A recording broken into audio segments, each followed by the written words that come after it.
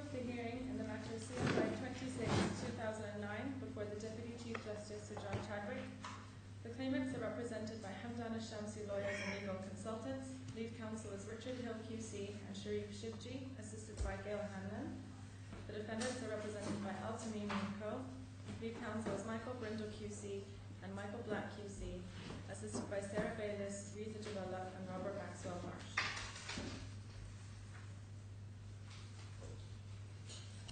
Yes, Mr. Hill. My Lord, if I could deal with a number of points that arose yesterday which I need to come back to before I deal with the Article 40 multiple damages point. The first is that my Lord wanted a breakdown of the figures in the joint statement on a claimant-by-claimant basis.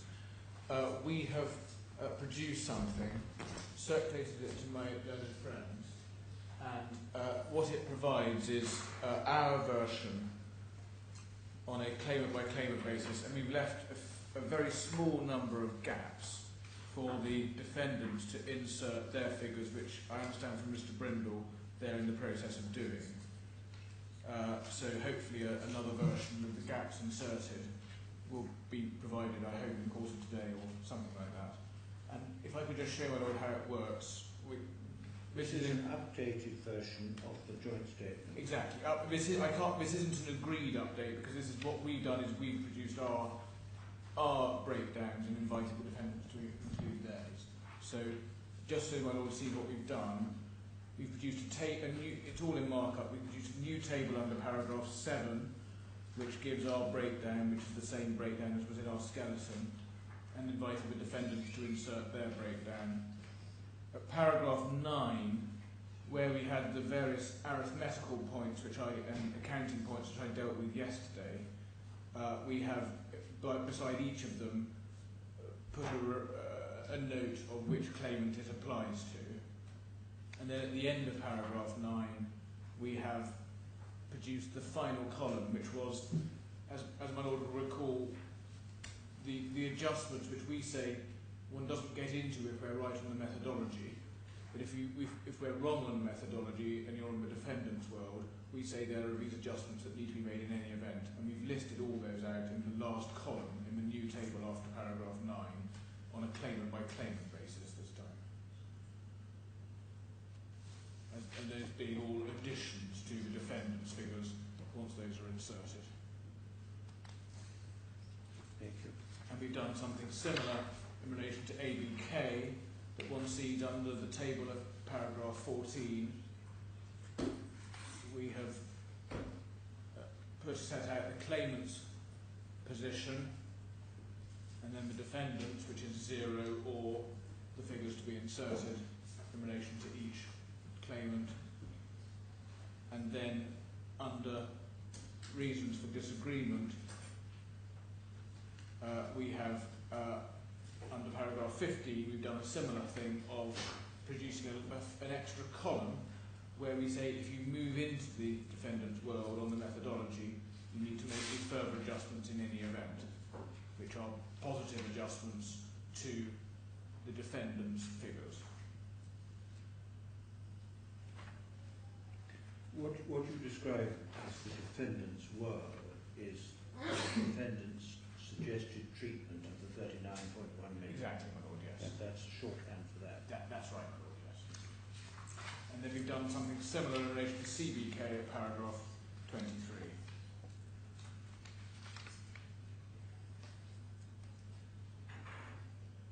And then at paragraph 27 and 28, we deal with that item which doesn't arise, assuming we're right on CBK.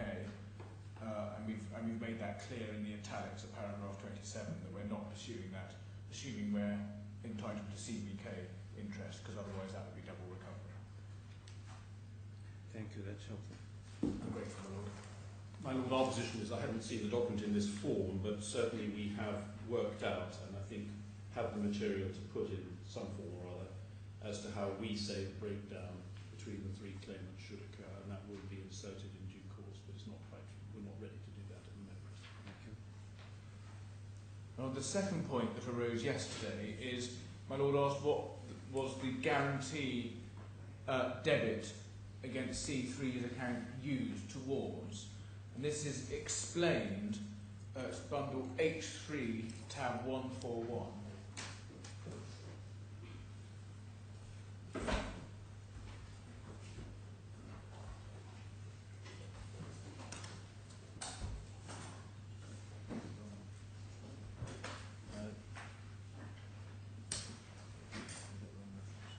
Maybe a wrong reference, I apologise. Sorry, one.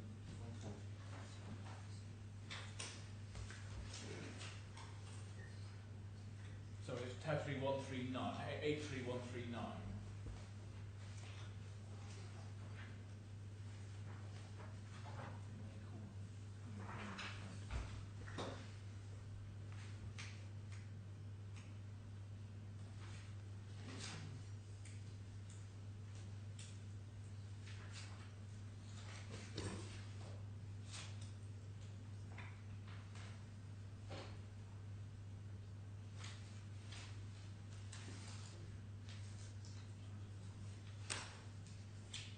That's a Was text it- message, I think. Yes. isn't it? We're just finding the right one. What it will be when my learned junior locates it is a telex Swift message from Saracen calling on an ABK guarantee of 27.5 million in favour of Saracen. And that was in 2009.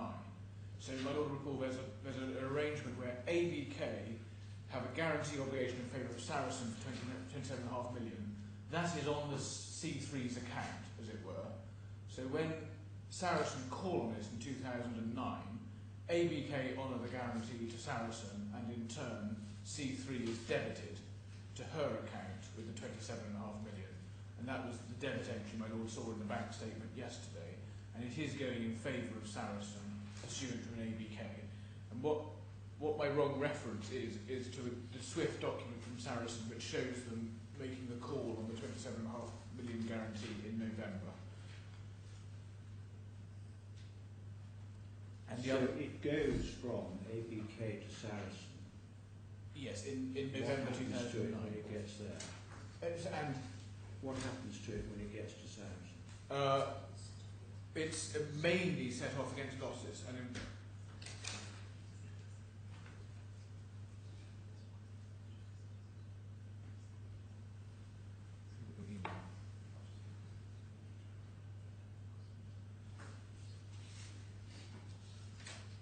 I do apologise, just my lord. Yes. We'll come back to that. Before we do, one in the same bundle, tab 126. The date of this call was December 2009. Yes, the Saracen Swift is November. Is November 09. Yes. Yeah. So Saracen call on it in November 09, and it's debited to C3's account in December 09. We will get that reference.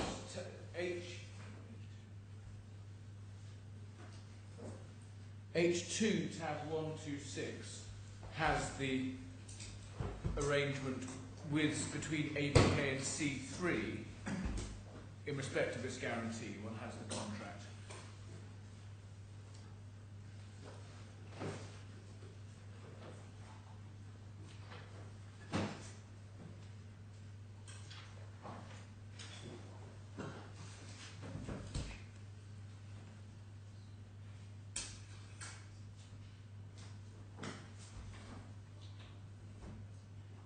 So there were two guarantees. There was a guarantee by ABK in favour of Bank Saracen, which I Yes. recollect.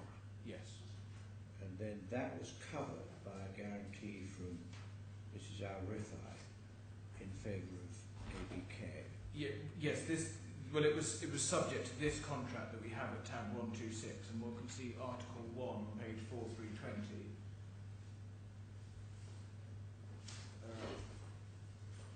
First party agrees to provide facilities, letters of credit, 27.5 million, and it's this facility that is being called on when the guarantee in favour of Saracen is honoured in end of 2009. Why does that have the effect of bringing to an end interest charges on the claimants, first and second claimants accounts with ABK?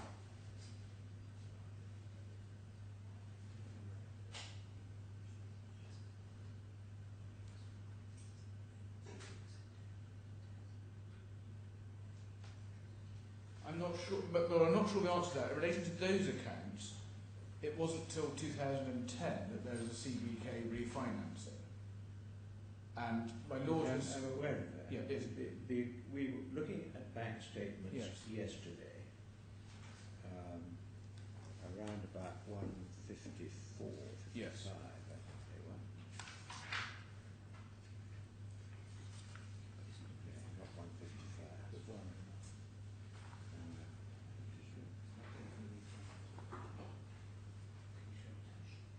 Well, I think the answer to this is when we look at the refinancing Yeah, document. look at 149.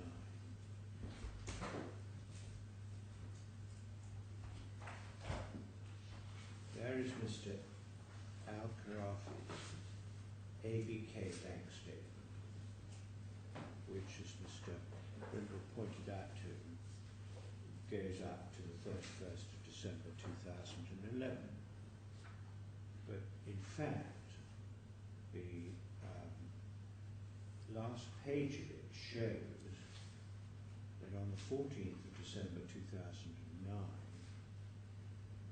there was a credit of 21,660, and on the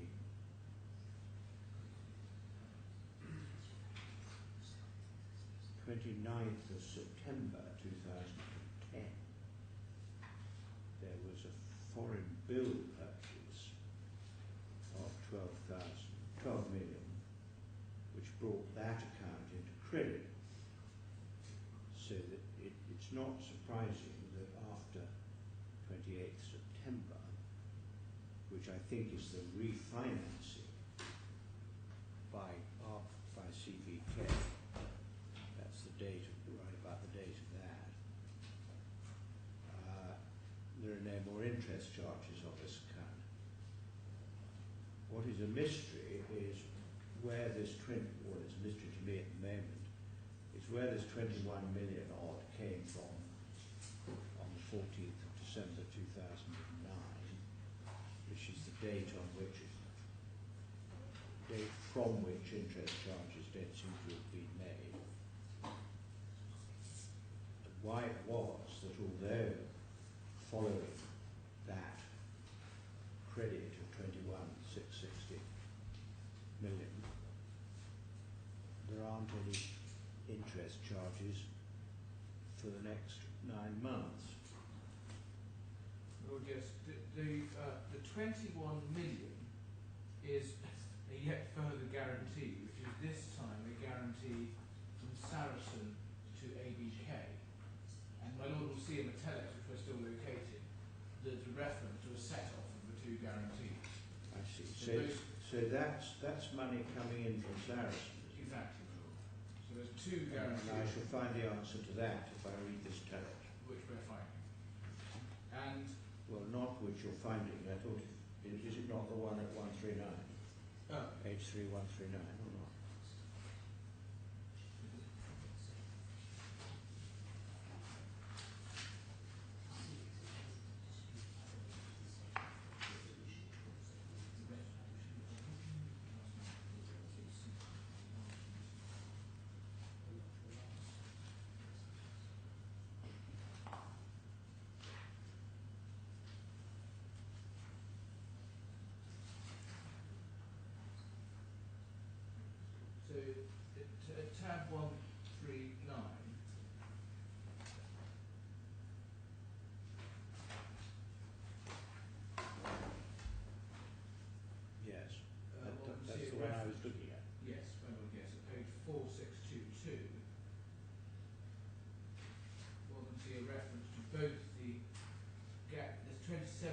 million guarantee in favour of Bank Saracen,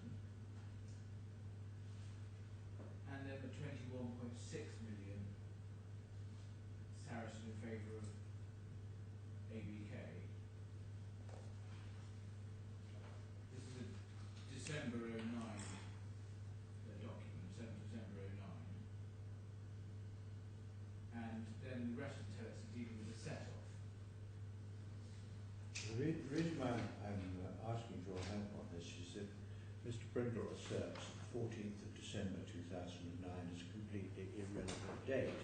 No, I'm sorry. But in fact, things obviously did happen on the 14th of December. I never said that. What I said it was irrelevant to whether or not they were able to provide bank statements. That was the question I asked. I certainly didn't maintain that it's a relevant date for this I mean, it plainly is a relevant date, Yes, and I need to plainly. understand what happened on it. Yes. Well, so the guarantees are activated, as it were. There's both guarantees are activated in the sense that one can see the 21 million coming in on the account we just looked at, and we can see the 27.5 million going out on C3's account. The 27.5 million is in return for an ABK obligation to Saracen. 21 million is Saracen in favour of ABK. Well, it seems to be a relevant date, leaving aside at the moment the advocacy point that the bank statements are said to go up to the end of 2011. It seems to me to be a relevant date because it is the date on which ABK seem to have stopped charging interest Yes, against except Mr. Khorafi and Yes. Mrs. Hamad. Yes. Thereafter, they charge interest against Mrs. Rifai, Yes. which you say is quantified by the Ministry of Justice certificate. Correct, Lord, yes. But as far as the bank accounts go, 14th of December is the last date on which we find ABK charging interest against Mr. Well, that's right. Khorafi and Mrs. Hamad, That's exactly right. which is why I think it's an important date, My Lord, yes. Yes. or at least a relevant date. Yes. But I'm at the moment puzzled as to why that happened. Well, Because if you look at the account, there seems to be still a debit balance on it. yes, the outstanding curious point is the position between December and September the following year, where more than expect interest to be paid. I think the explanation is going to be in the CBK refinancing and how it works, but we're trying to find the document for that, and I'll come back to that if. But once you get past September 2010, I do understand it because at that stage, the CBK refinancing kicks in, Exactly, my Lord, yes. and from that stage onwards, at any rate, you would expect CBK to pay gain My Lord, for yes. charging the interest. Yes. And I think the answer might be that the CBK refinancing operates retrospectively to December 09, but that is the point I need to find the document for. So, and we'll come back to that. Well, just given that explanation of events, one adjustment we've made, which is in the document I just handed up, is how we treat the C3 interest of 6.7 million, which previously we had suggested in the documents I was showing you yesterday, the analysis we were showing you yesterday, should just be split across the three claimants. But analytically, we think that can't be right, and that should simply be a C3 claim, which is why we are suggesting, it obviously doesn't affect the overall figure, but on a claimant-by-claimant basis, it makes a difference. And one can see that, see how you've done that in the document you just handed up at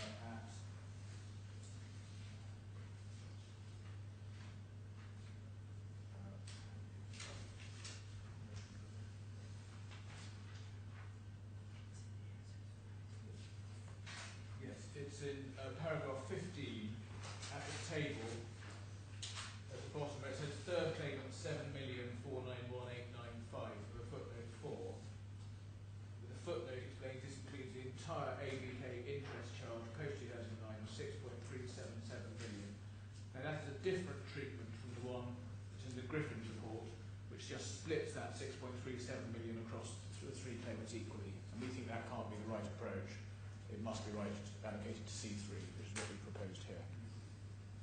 Well, it certainly seems from the way in which ABK treated it in their accounts that they debited the whole of that 27 million against Mrs. Rifai. Oh, yes. And if they debited that against her, you'd expect that she was the person who paid the interest. Oh, yes. Well, it seems to us that is entirely right. We agree with that. There's no Do you dispute. agree to that?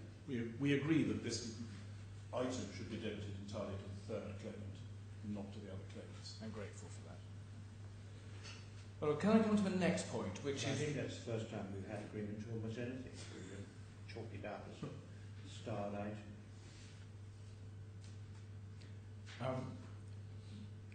Well, can I come to the next point, which is Mr. Walia, and what cross-examination there was on the 35 million, or 39.1 million. Now, on that point, I referred yesterday to Mr. Khorafi's evidence and the references at F283, tab 83, page 820. I also referred... Just pause a moment, if you don't mind. Yes. This is the 39. F3. Yes, the reference I gave you yesterday was F2, F2. tab 83, page 820. That was a cross-examination of Mr. Khorafi by Mr. Black. And I also referred to paragraph 70 of Mr. Khorafi's fourth written statement. There were... my Lord then asked, was there any challenge to that by Mr. Black or anyone else?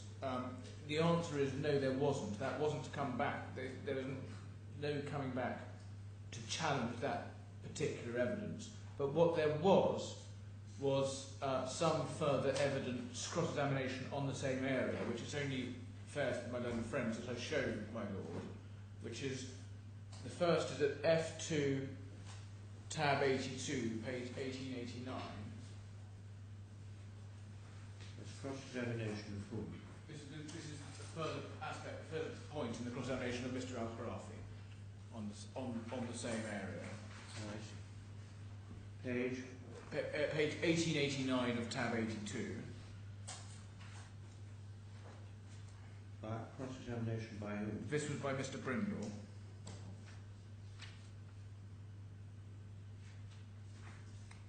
Did Mr. Black cross-examine him first? No, Mr. Brindle. So this comes first. So the sequence is the first chunk is this one, F2 82, page 1889. Yes. The second chunk Is tab 83? tab 83. I see, I'm sorry, I got the wrong reference. So this was Mr. Brindle's cross-examination. The first, which I haven't seen before. No, it is. And while I pick the other reference up, might be worth my Lord just reading that. And it starts at the bottom of page 1889 at tab 82.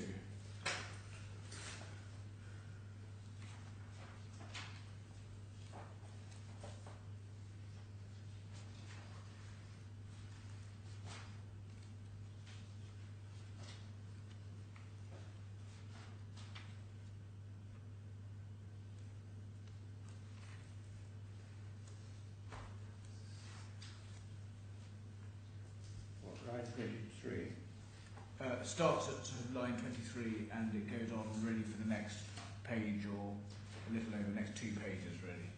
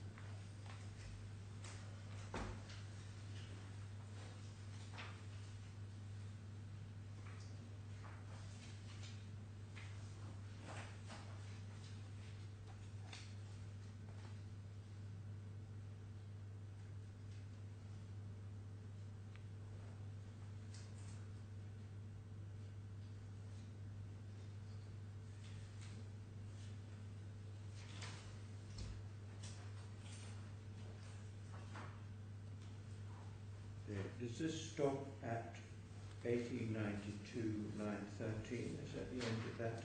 I would say so, my lord, unless from Mr. Brindle thinks otherwise.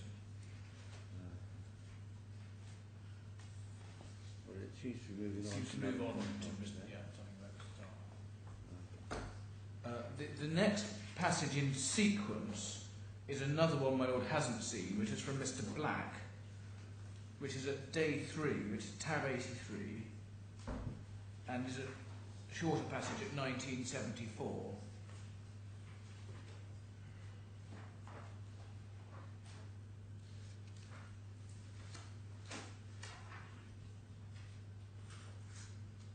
I don't know if it is a shorter passage. It's 2 and perhaps 3 pages that start at the top of page 1974 at line 2 and go on until at some point in 1976.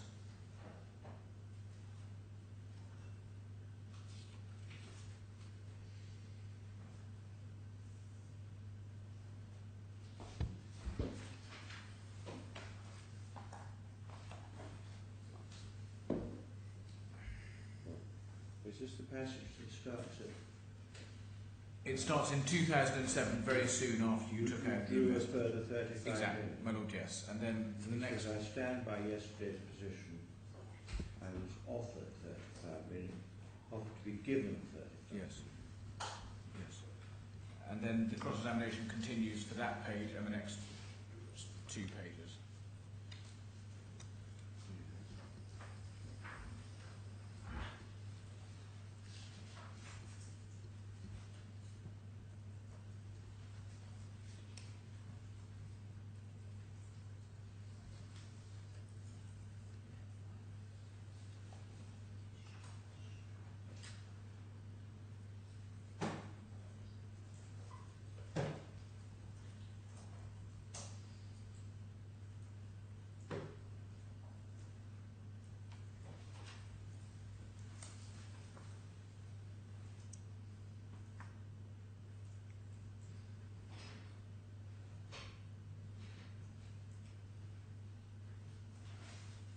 And then the passage that I did see yesterday Starts at 83, which is it's further on. It starts at tab 83, page 2019. Well, 2014 was the passage that I went to. And you're quite right, it does go on. It goes on, exactly. And the crucial part of it, I would submit, is from the bottom of 2019 and then over on to 2020.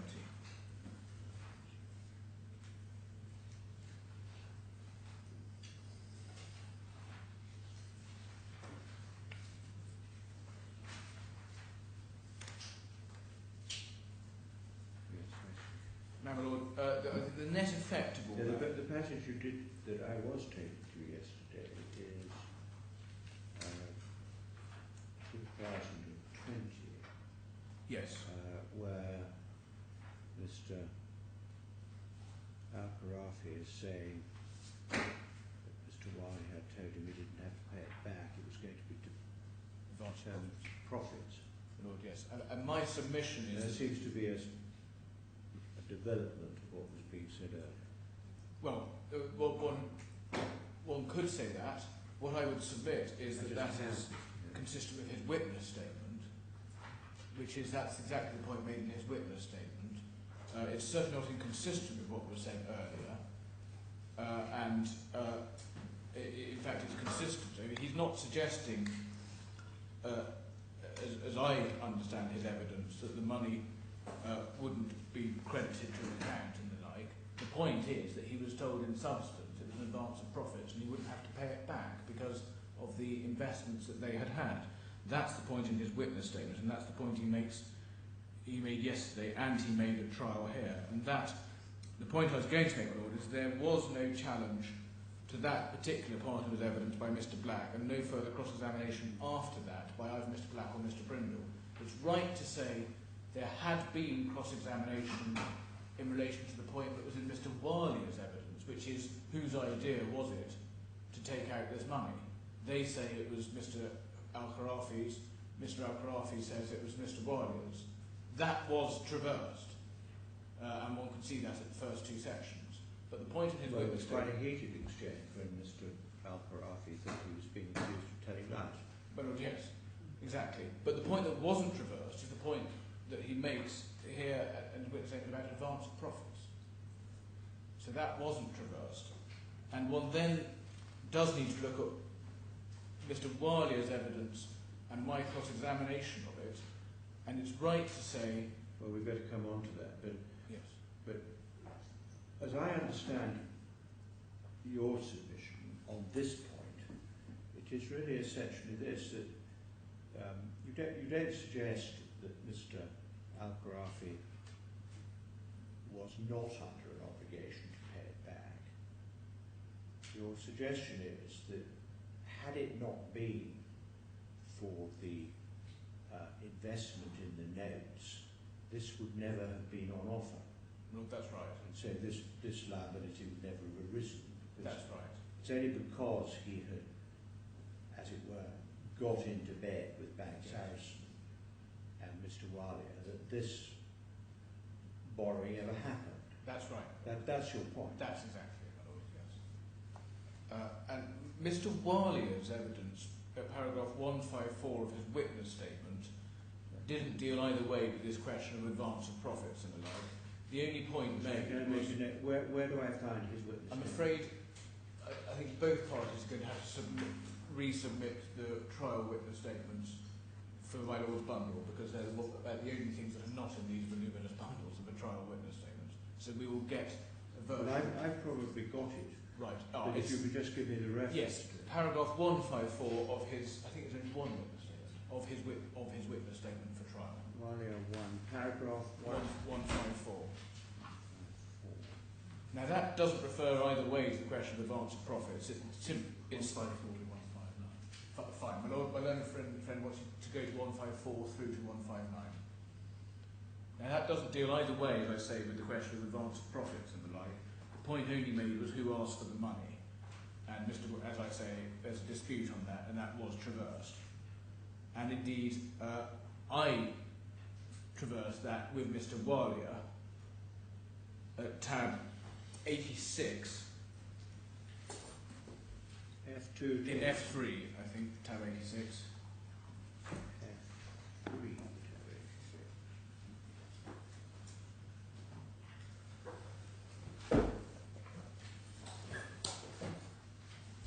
Page 2607 to 8.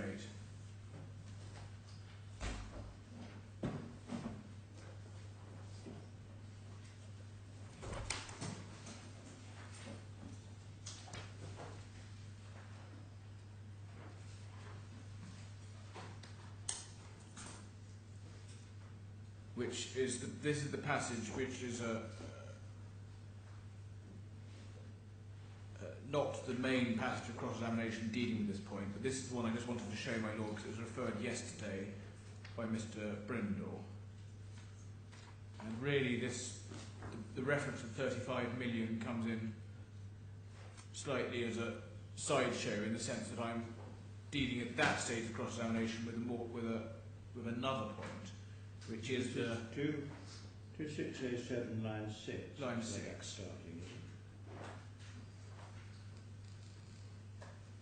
And what I'm really dealing there at that stage of cross-examination is with the suitability of this loan advance and the circumstances.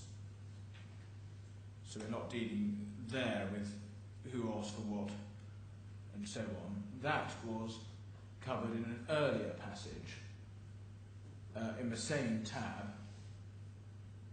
at page 2523.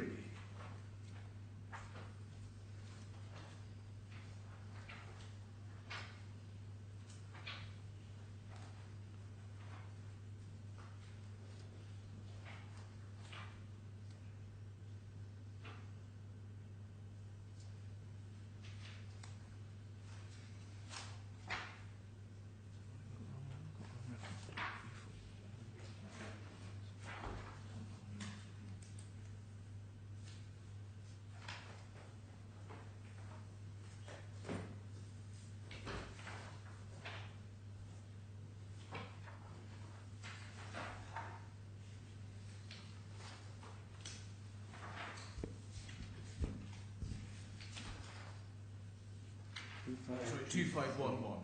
2511. 2511.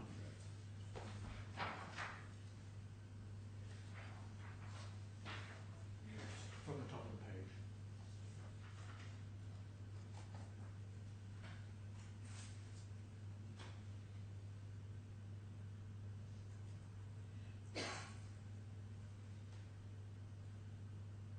Your question, what you did indicate was that if there were leverage investments, there would be money available for Mr. Khorafi to draw on. That's right. That's the advantage, yes. So what I'm dealing with is Mr. Walia's evidence, and the upshot is that I don't. So you didn't get it. Well, we have the question at the bottom of the page. Where do we get the answer to your question? Well, there it says he asked for 35 million. So he maintained the position in his witness statement, which is that it was Mr. Khorafi's request.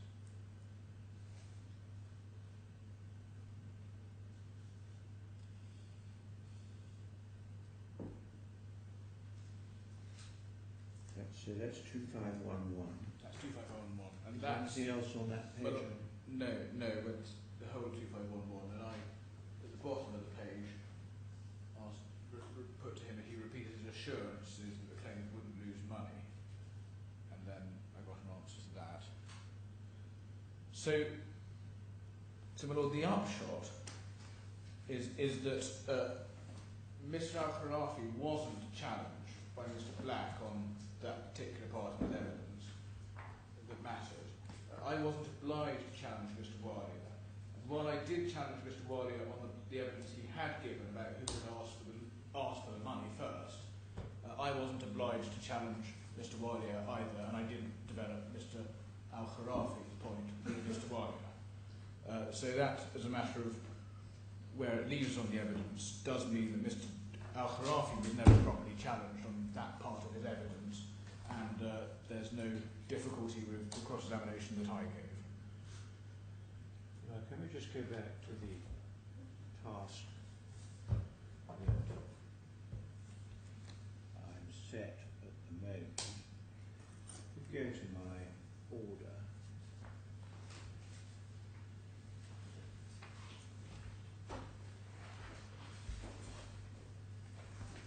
what I'm seeking to do is to quantify the amount of the charges made by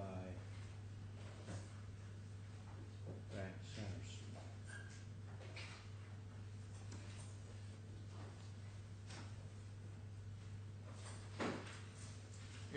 It amounts to be assessed in respect of fees and interest charged by Bank Sarasin and losses arising out of the claimant's relationship with Ali Bank Kuwait.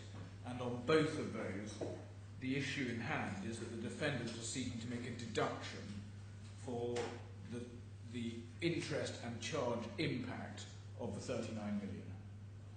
So we're squarely within my lord's exercise, I submit. Whichever way you decide it.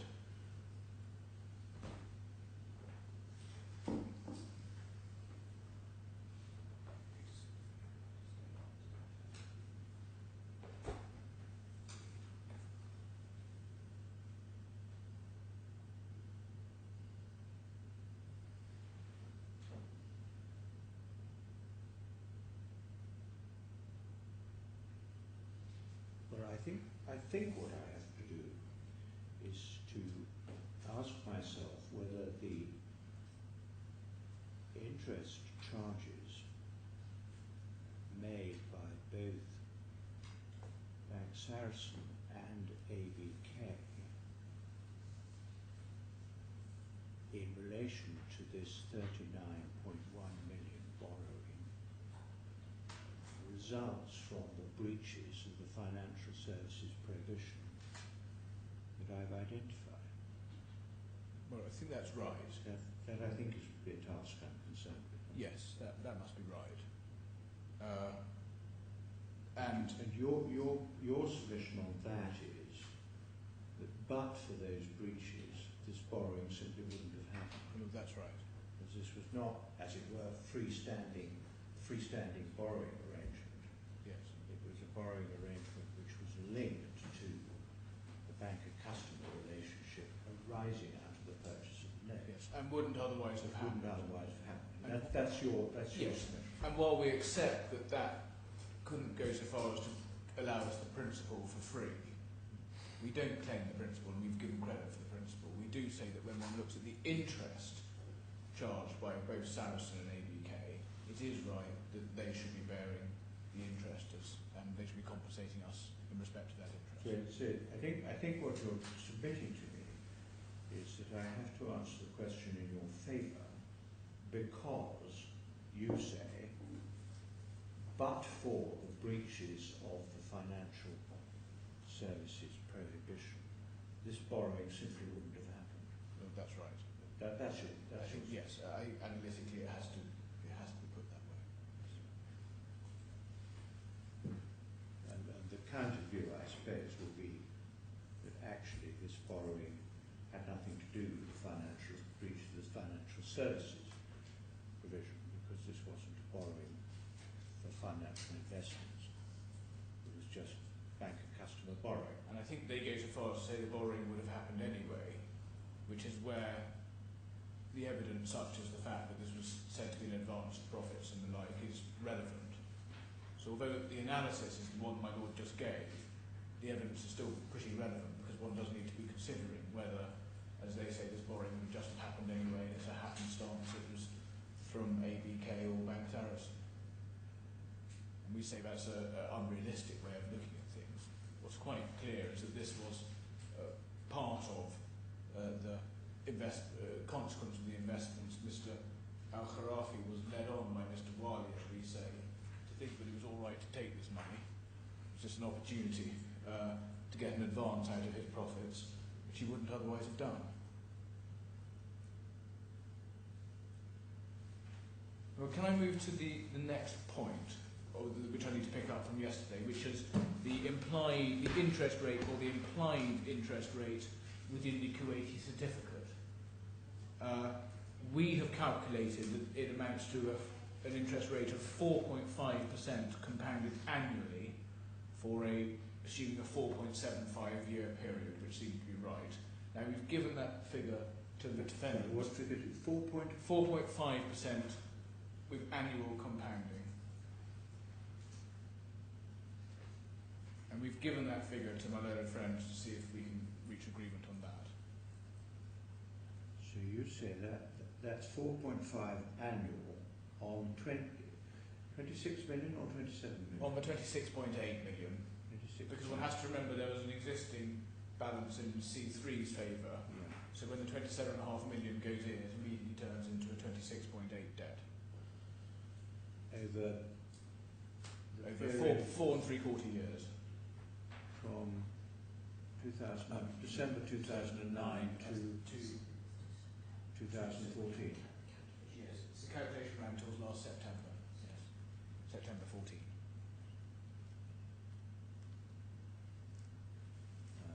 I see. And your submission, I suppose, is that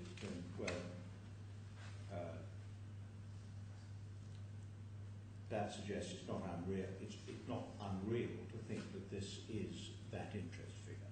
Exactly, my Lord, and in fact it broadly corresponds to figures that KPMG use in their reports for ABK borrowing. I think they use a 4.9% simple. Yes, they suggest the bank statements imply a 4.9% simple. That's Schedule 12 of their last report. So we are in the same ballpark.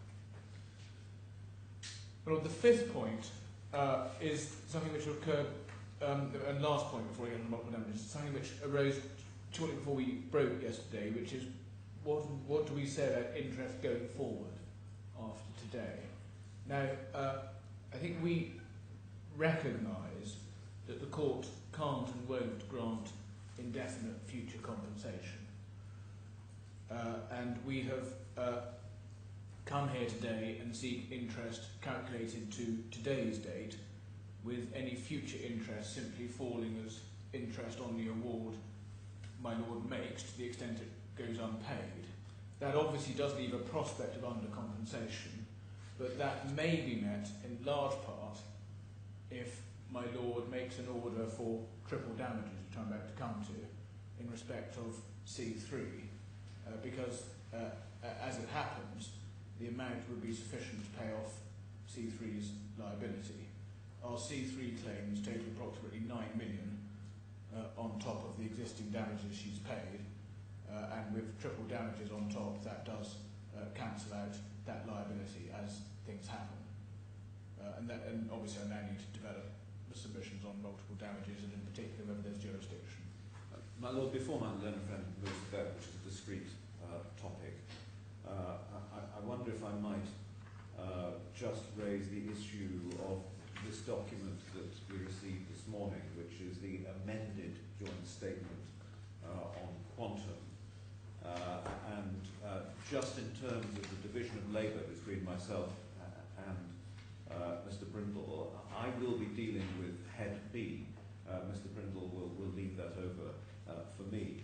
But my Lord will see in the markup at paragraph 9, there are quite a number of additional figures to those that were opened by the learned friend Mr. Hill yesterday.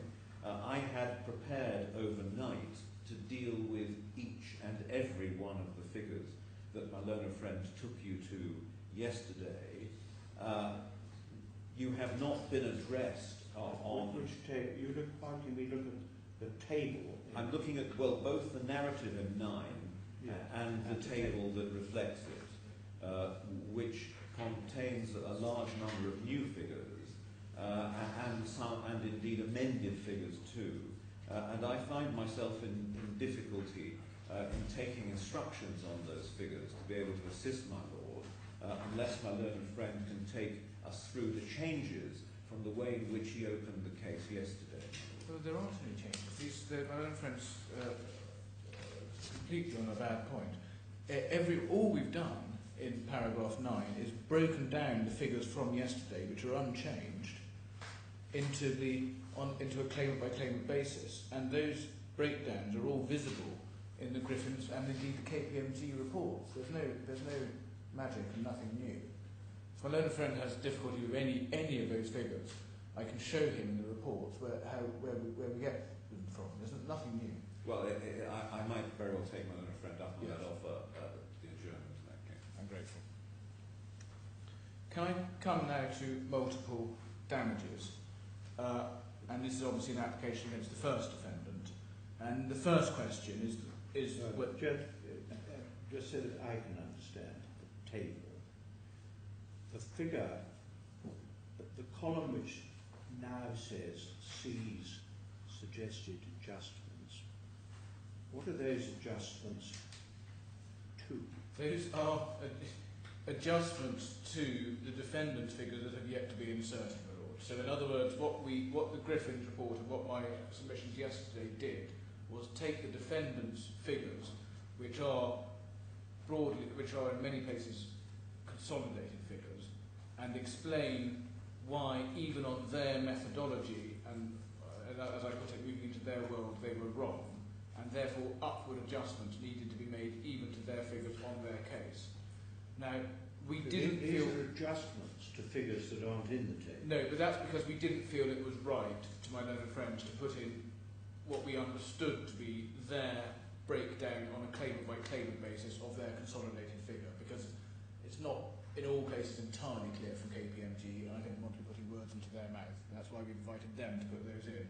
But when they do, we will be saying those figures should be adjusted upwards, even on their case, by the amounts in the right-hand column.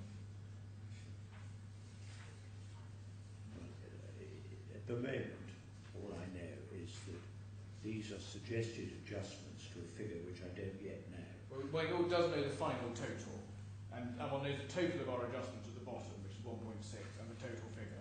That is absolutely clear from the KPMG report. We didn't think it was clear enough from the KPMG report in all cases. So if I aggregated all these adjustments, pluses and the minuses, Yes. I would end up with a net figure of 1.65 million. As a net adjustment Net to adjustment be figure of added added to 6.68 million. Yes, I see. I'm actually So these new figures, or adjusted figures, in the third column are a breakdown of 1.65 million. exactly. That's how that works. That's right. And if I get out my calculator and do that sum, adding and subtracting all these figures, or aggregating all these figures, that's what I shall end up with. Well, yes, and if one then Thank you. adds the 1.65 to the 6.86, you get to the total, which we suggest should be the defendant's total, even on their case, which they obviously haven't accepted yet. Yeah. Well, Mr. Black, I don't know whether that helps you, but it makes it a little clearer for me of what all these, what you're entitled, I think, to describe as new figures are a breakdown of the adjustment of 1.650, which has always been there. Well, I hear what my learned friend says. I'm going to need some help in the differences from the old paragraph 9 of yesterday, because it does appear that the adjustments are different. But if my learned friend says they're not, He says, and either of us can do it with a calculator, he says that the aggregate adjustment is the same. well, my lord, I'm not entirely sure that's right, but he can show me. Well, we'd have to do it with a calculator. Yes. But that, you don't need to take instructions about that. All you need is a calculator. Well, my lord, I need to know the derivation of some of the figures. But my lord, I'll deal with it with my learned friend. If one's simply asking a question, do the adjustments aggregate to 1.65 million? All you need is a calculator. Yeah, those adjustments, yes. The question is the origin of those adjustments as compared to what we had yesterday in I think my paragraph learned friend is concerned at, when one gets back into paragraph 9 in the text, Yeah. the way in which we have split out figures such as, do you see, one sees 1.148 million, which we say comprising, and then we give the breakdown of the 148 million. I think he's concerned at where we get that breakdown, but we can show him that in the short Yes, term. my lord, that's all. We need to It seems to me to cry out for a wet towel and a calculator, probably neither of which you have immediately to hand. I have a calculator to hand.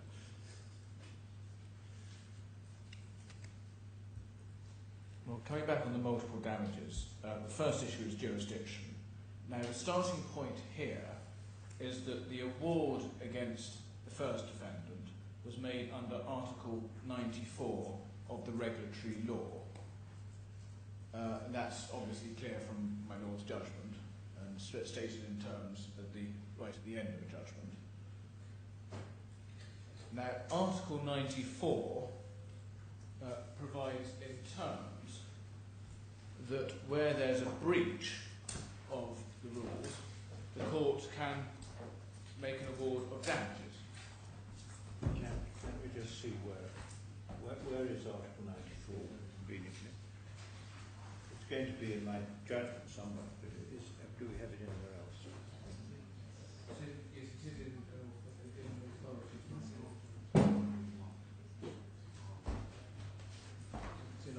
It's in our authorities bond number 1.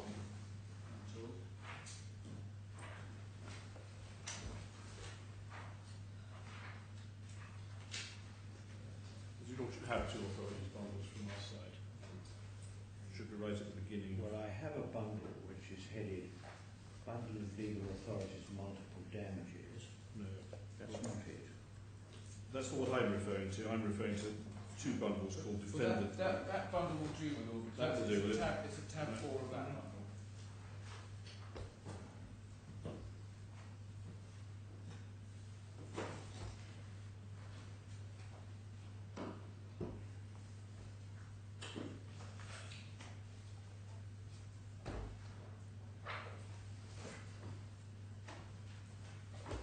Yes, you're right.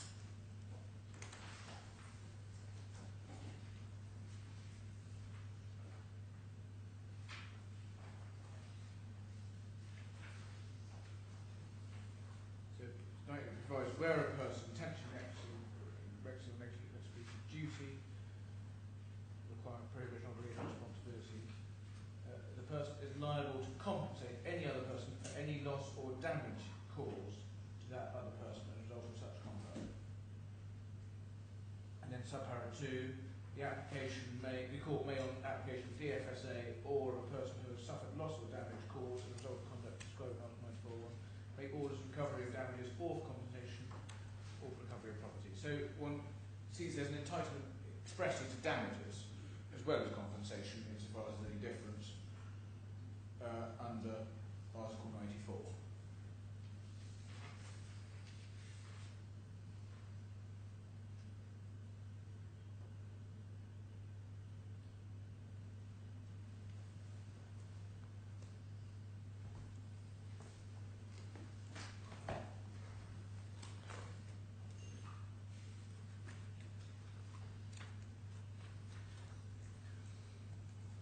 Then, when one looks at my Lord's judgment at paragraph 315,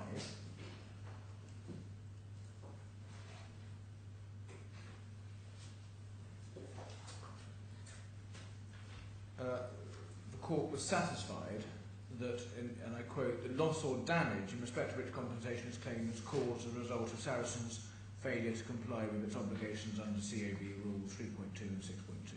So the court made a finding that there was loss and damage caused by the breach of the rules.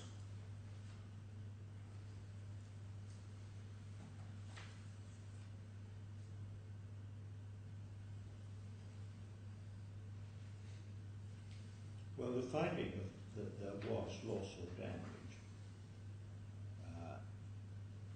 provides the basis for liability to compensate. Well, yes. And that liability to compensate under 94.2 can be described, as one can see expressly, as orders for recovery of damages or for compensation.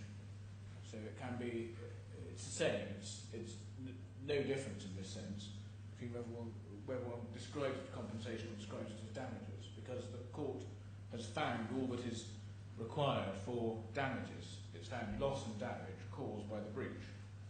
And so that entitles the claims to damages under 94 subpara 2.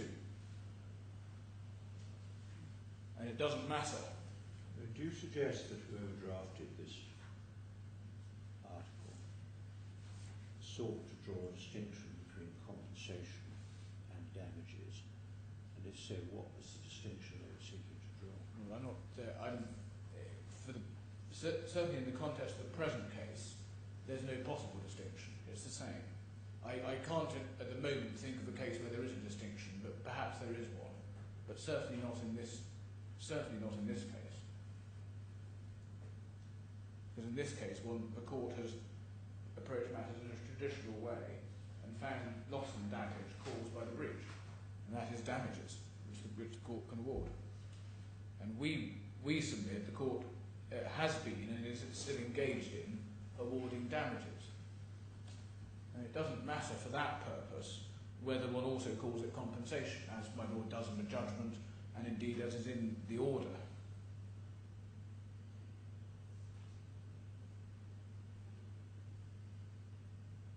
Well, if you look at it through the eyes of an English lawyer, you're likely to start from the position that an award or an order for damages or an award of damages is intended to be compensatory. Well, yes. There's quite a bit of learning about that. Yes. There are circumstances in which it's not. Yes. But one that immediately springs to mind is damages under what used to be called the root and part basis, where you're not compensating, or that it's very arguable as to whether what you're doing is compensating somebody for loss they actually haven't suffered. Yes. But the basic rule is that an award of damages is compensatory. Well, that's exactly right. And we would say in this case, one isn't concerned with whether at the fringes of either damages or compensation there's an absence of overlap. Because on this case, with the approach my Lord's taken, the compensation is damages and damages is compensation.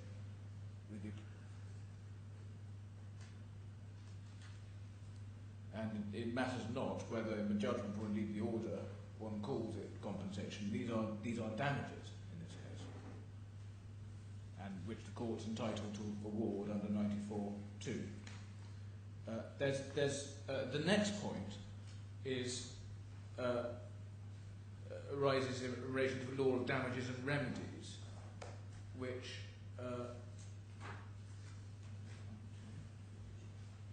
which is in the same bundle as the previous tab. And obviously we're concerned with Article 40.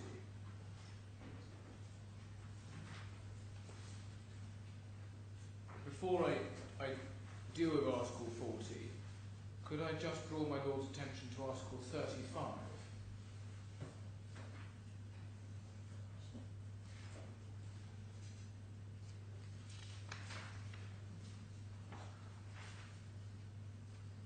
And this provides that where there is a breach of duty or obligation imposed under any DIFC law, the court can again order damages or compensation.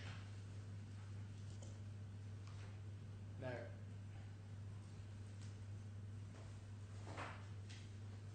and that's in addition to subparagraph 3 to anything it's the court's empowered to do under any other law.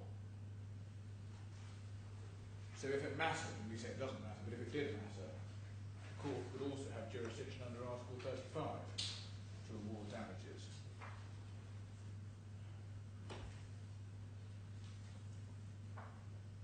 And this also has some relevance because my learned friend Mr. Brindle, I think, suggests that Article 40 is to be read within the law of damages and remedies as only applying to claims in respect of breaches of contract under Part 2, which deals with Articles 7 to 22, or damages in the law of obligations under Part 3, which is Articles 23 to 33.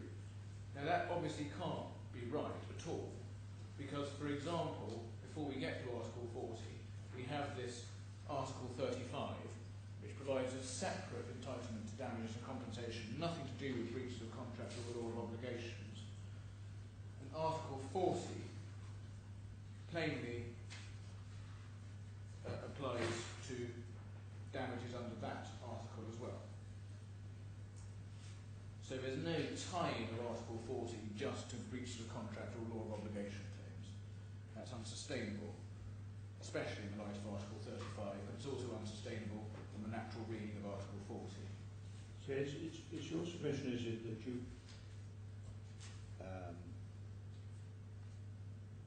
that one could do without Article 95 of the regulatory law altogether from that point of view? Well, one could. One could. Because one would have the same power under Article 35(1) of the law of damages and remedies. My Lord, yes. That's the submission. That's my submission. I also don't really need this submission, but it's as a belt and braces, then yes, one could.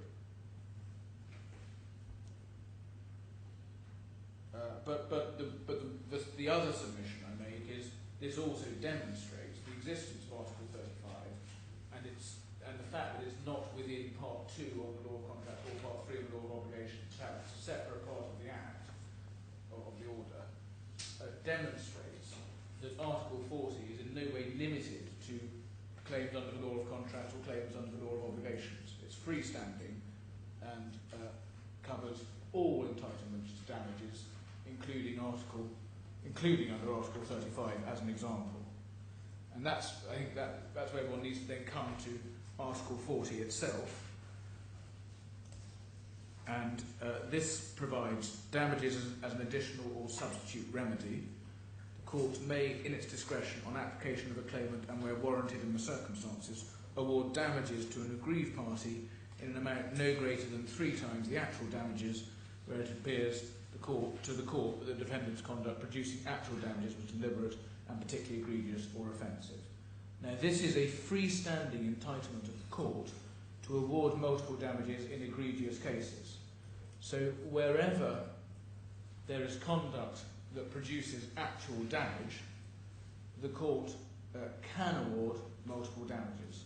And as I've submitted, there's nothing that limits Article 42 to contract cases under Chapter 2 or law of obligations cases under Chapter 3. Article 35 being an example. The only requirement which I would accept is obviously there must be conduct that produces actual damages, which is what the section requires, and I also accept that the claim for damages must itself be actionable under the DRSC law.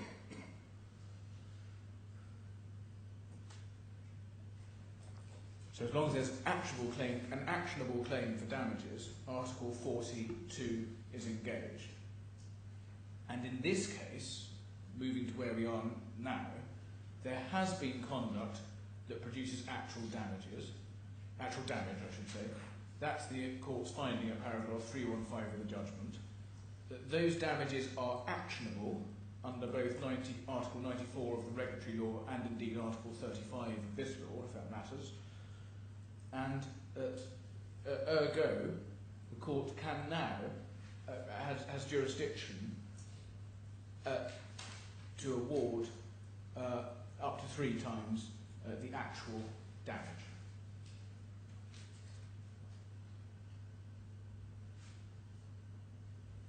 Now, my lord, I've already made the point that the use of the word compensation in the order, my lord's order, could not have been, and indeed the judgment, could not have been intended to mean that what we were receiving was not damages, if this matters. But even if there were a distinction to be drawn on the basis of the judgment or the order, I would be submitting that wouldn't matter and makes no difference given the wording of Article 40. And that's because, as I've just submitted, we are entitled on the basis of a judgment to damages under Article 94. Given that we're entitled, there's nothing wrong with the court describing the first instalment, or as it were, that we've already had as compensation, as it does in the October order, and then the court is still entitled to make under Article 40 a freestanding award for multiple damages, because all the conditions of Article 40 are satisfied. In other words, we are still in a situation where damage has been suffered, the damage is actionable, and the conduct is egregious that's caused the damage. So all the triggers for Article 40 are there, even if the first instalment, as it were, has been described as compensation. Well, those are my points on jurisdiction. The next point from my learned friend is the suggestion that the deliberate and egregious conduct that the court has found didn't cause the loss, and in particular, what's suggested is because the deliberate and egregious conduct related to the classification of clients, that's nothing to do with the suitability, which my learned friend suggests caused the loss. But in my submission, that argument is directly contrary to the court's finding at paragraph 315 of the judgment, because my lord says in terms of paragraph 315 that both breaches caused the loss. So it's not open to my learned friend to suggest to run that point.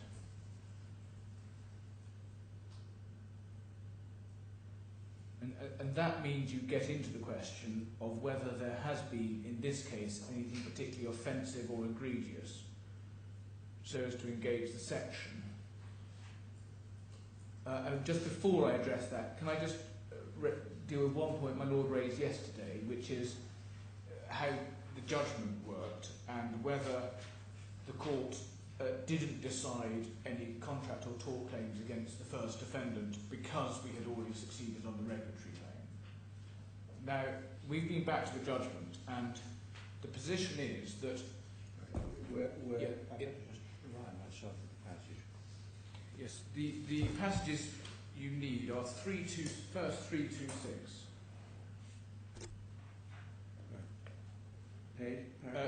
Paragraph 326 in Bundle A, Tab 1. 326. Paragraph 326. Now, I'm not going to deal with talk because I think we both recalled yesterday that in talk we just lost on points which had nothing to do with this. But the position is different for contract. At 326,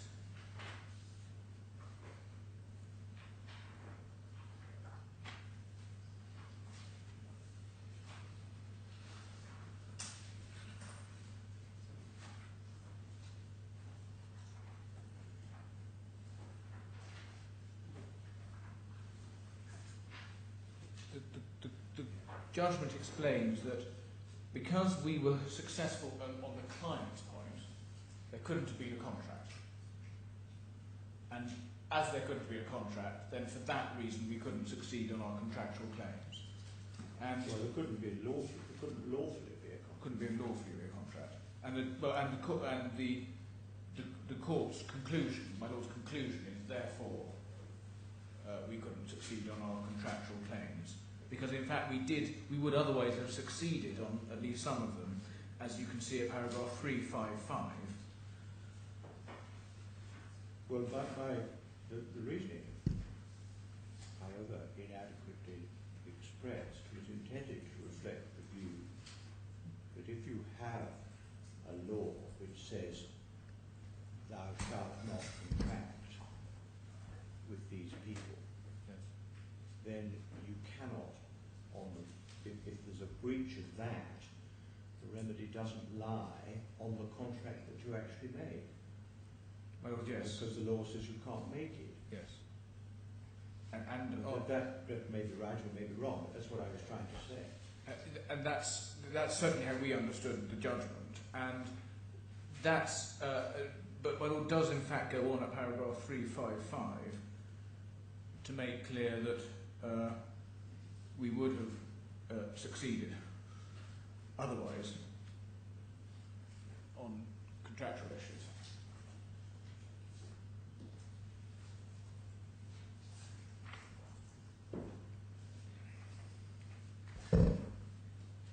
Three five 355.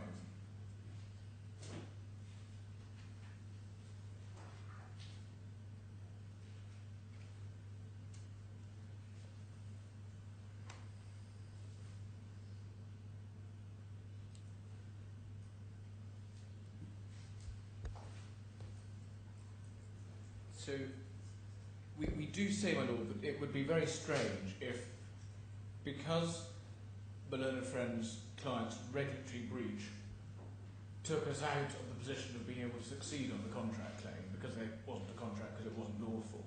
It would be very strange if the way that the DIFC law operated is that we couldn't recover the multiple damages that we would otherwise have been able to recover on a contract claim. And we say that conundrum doesn't arise because Article 40 is a freestanding obligation. There is an entitlement to damages under Article 94, and therefore a court can award damages under Article 40, and there's no difficulty. That then brings me to the question of whether there has been any particularly egregious or offensive conduct.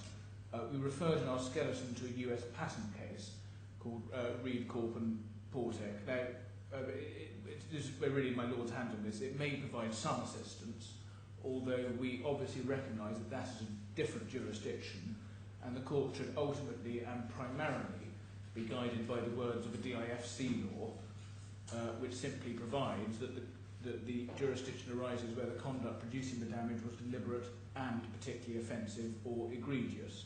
What we would submit is that my Lord will not be assisted at all by the English authorities on exemplary damages. There is no equivalent jurisdiction in English law to this jurisdiction, and my learned friend has helpfully summarised at paragraph, Mr. Brindle, at paragraph 57 of his skeleton, the conditions that one needs to get exemplary damages under English law, and you only have to look at that paragraph of his skeleton to see that it's a completely different jurisdiction, which arises in much narrower circumstances than the wording of a DIFC law. So one simply doesn't get assistance. My understanding at the moment is there simply isn't anything in English law which is equivalent to Article 40 sub 2. That's exactly That's right. an importation, Yes. probably from the RICO statutes or something like that Well, in the States. My Lord, but even there's a limit to how much one can draw even from the US authorities. We do say the US authorities are likely to be closer, and that's why we refer, my Lord, to Reed and Portek. But ultimately, this is a freestanding jurisdiction that my Lord is exercising in the DIFC. But we would suggest... Well, you say that I should be capable of making up my own mind as to whether this is deliberate and egregious conduct. Yes, deliberate and egregious or offensive. But I think I have already held that it was deliberate. Well, my Lord has made such, my Lord has already held both in the, and I'm going to come to this, both in the judgment and in the further reasons, made a number of findings which we say fall squarely within this description of conduct, which one can see as a matter of, it's not, we would suggest, particularly difficult to apply and understand what deliberate or particularly egregious or offensive means, and this court's well placed and best placed to determine whether conduct falls within those descriptions. Insofar as my Lord is assisted at all by the US case, the points we would particularly draw out from the list of factors which we summarise in our skeleton are the deliberate nature of the infringement, which is similarly the case here, and the duration of the misconduct. In this case, the defendants contested... Which infringement are you talking? There are two. Yes. The primary breach, as it seems to me at the moment, in relation to the primary breach by the first defendants was in accepting your clients as the claimants as clients at all. Yes. That I find is something that the law prevented. Yes. And that is, my Lord has already found... That's the first breach, yes. if you like. The second breach is whether, if they had been entitled to accept them, they had exercised the requisite degree of care in selecting investors. My Lord, yes. On that, you don't really get to the second breach once you come to the conclusion is that they shouldn't have been dealing with them at all. Second breach is relatively immaterial. my Lord, yes. And the finding in the judgment is that the first breach was deliberate. Yeah. And the second breach, I don't have a finding in the judgment that it was deliberate. My Lord says it was reckless. And I can show my Lord that. But certainly in relation to the first breach, the finding is already in the judgment that it was deliberate. And indeed, that was reiterated. I'll come back to the main judgment in a minute. But that was also reiterated by my Lord at paragraph 17 of the reasons attached to the October order, which is at tab 6 of bundle A.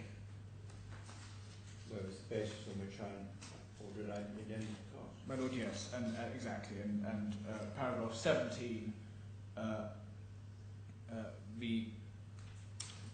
the court reiterated that this was a deliberately acting in breach of the regulatory regime, in particular in accepting clients, and that was a reiteration of what was in the judgment. My Lord also held at paragraph 17 of that order, but there was deliberate malpractice with intent to deceive, and at paragraph 18, my Lord held a deliberate attempt to avoid compliance and deliberate falsification of the records. And the reference to the judgment was at paragraph 307, where my Lord again said deliberate breach.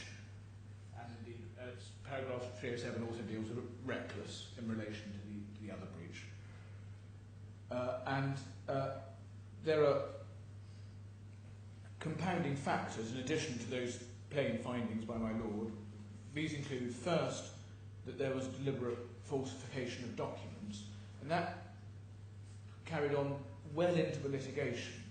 My Lord may recall that the original basis on which the defendants tried to shut out the claimants in this case was by telling their own solicitors, Baker and Mackenzie at the time, that these were documents which had been filled in by the claimants, and that was a complete answer to the claim.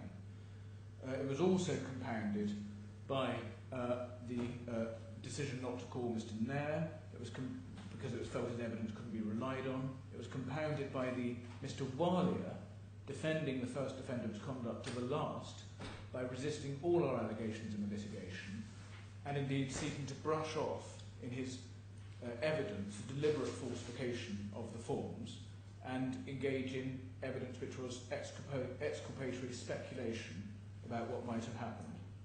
And as my Lord has already held at paragraph 19 of the October reasons, the first defendant ought to have accepted it had no basis for disputing that it was in breach of the regulatory regime. and this is particularly egregious, especially, of course, given that the first defendant is a regulated entity. So when one asks how long has the egregious conduct persisted until, it persisted right through until trial, and indeed there's currently an appeal. One of the tests one sees in the US patent case is what remedial action has a defendant taken to remedy its egregious conduct. Well, here, none whatsoever. Further compounding factors are that Mr. Walia defended the defendant's conduct by being an unreliable witness. The first defendant was in large part dependent on Mr. Walia, and his evidence was pure speculation. And there are, just to give my Lord some references to the judgment, it's at paragraph 166, 189, 181 and 183 of the judgment, where my Lord held he was an unreliable witness, no interest in assisting the court, and his evidence was self-serving, evasive, self-contradictory and unreliable. And there's also the point that Mr. Walia's financial interest in the first defendant didn't emerge until cross-examination, and although it had a significant bearing on how the court might want to treat his testimony. And it wasn't just the oral factual evidence, the documentary records produced by the first defendant were pitiful, and there was a remarkable paucity of documents given the size of investments and the lending, and no notes of any of the meetings or telephone conversations that were relied on. There was also the expert evidence, which was replete with errors, and where it turned out the expert, this Dr. Fitzgerald, had no retail selling experience at all. And if I could just draw one other point to my Lord's attention, which is that it is open to my Lord to regard the conduct as more egregious in respect of some claimants than others. So obviously my primary case is there should be the maximum amount of multiple damages in respect of all claimants. If my Lord were not with me with that on all cases, we would say certainly that the conduct in relation to C2 and C3 was especially egregious, and at the very least they should have the highest multiple of damages available. My Lord, unless I can be of further assistance. Thank you. You're going before Mr. Black on this? Yes, Lord, I am, if that's convenient. Well, I confess to having a slight concern about time.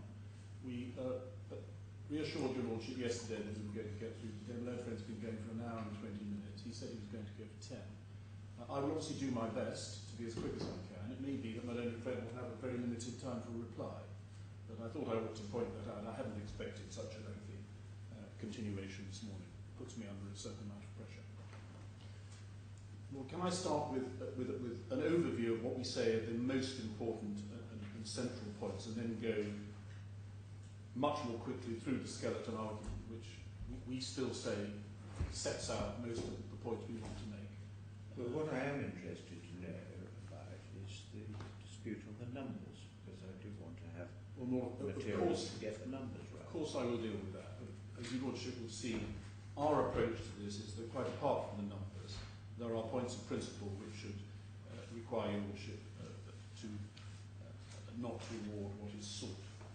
So, Lord, I can't redo it in reverse order. I'm surprised to think that, to know that I think that quite a lot of what you're arguing in your skeleton argument are matters that I've already decided. Well, I will obviously have to persuade your Lordship, seek to persuade your Lordship otherwise. But I don't think I can, without making my submissions unintelligible, start with the figures. But if your Lordship hurries me up when I'm dealing with pre-figures matters, then I will obviously be hurried up. I'm trying to hurry you up. I just thought it might be of use to you to know what I was interested in. Well, I do want to spend time on things I'm not interested in. What's the matter for you? I do understand that, Lord. But our most important points in our submission are not points about detailed figures, which in fact have to a large extent narrowed, and perhaps will further narrow in the course of our submission. So, Lord, this is a quantum determination. That's why I'm anxious to determine quantum. My Lord, it is. But in order to decide quantum, we say you have to decide issues such as causation. Indeed, your Lordship a moment ago said you saw your task perhaps as to be deciding what loss resulted from certain conduct. We say resulting from must betoken a proper causation approach.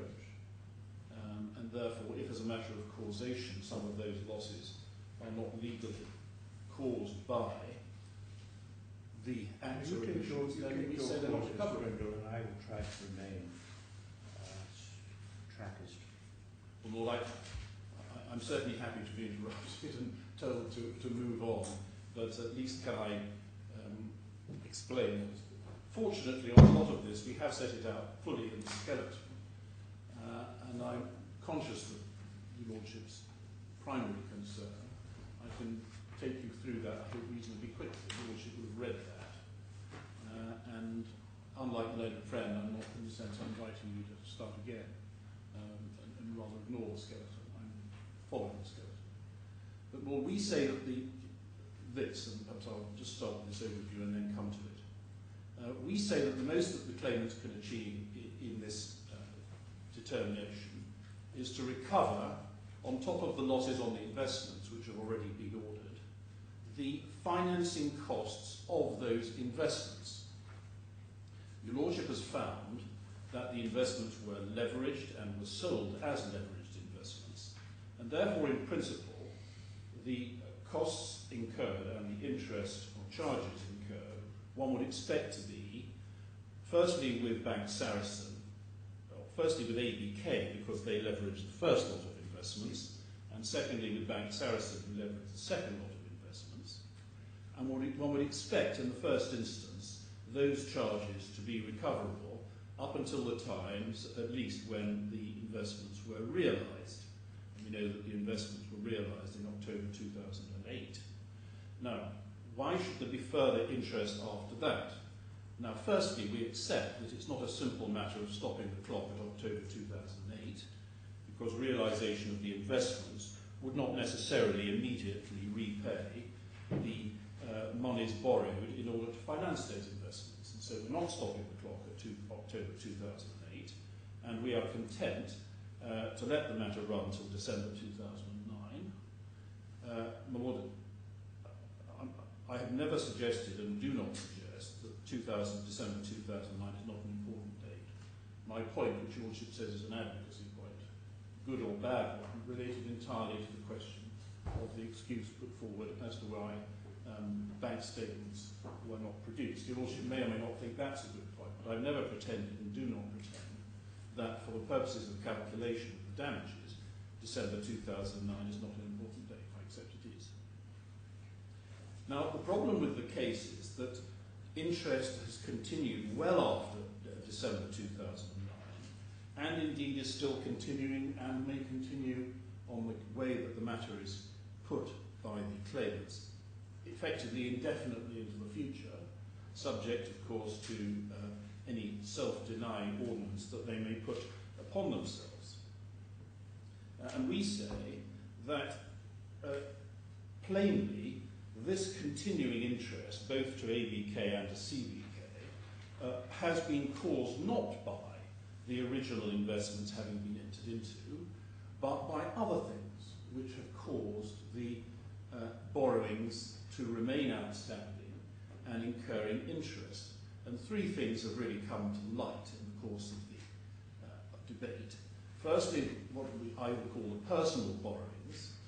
And for the moment, this is just an outline, so I'm not going into detail of it, but we say the 39.1 million, which I describe as personal borrowings, and the need to finance that has been, to a large extent, the cause of the continuing indebtedness, rather than the rights and wrongs of the investments.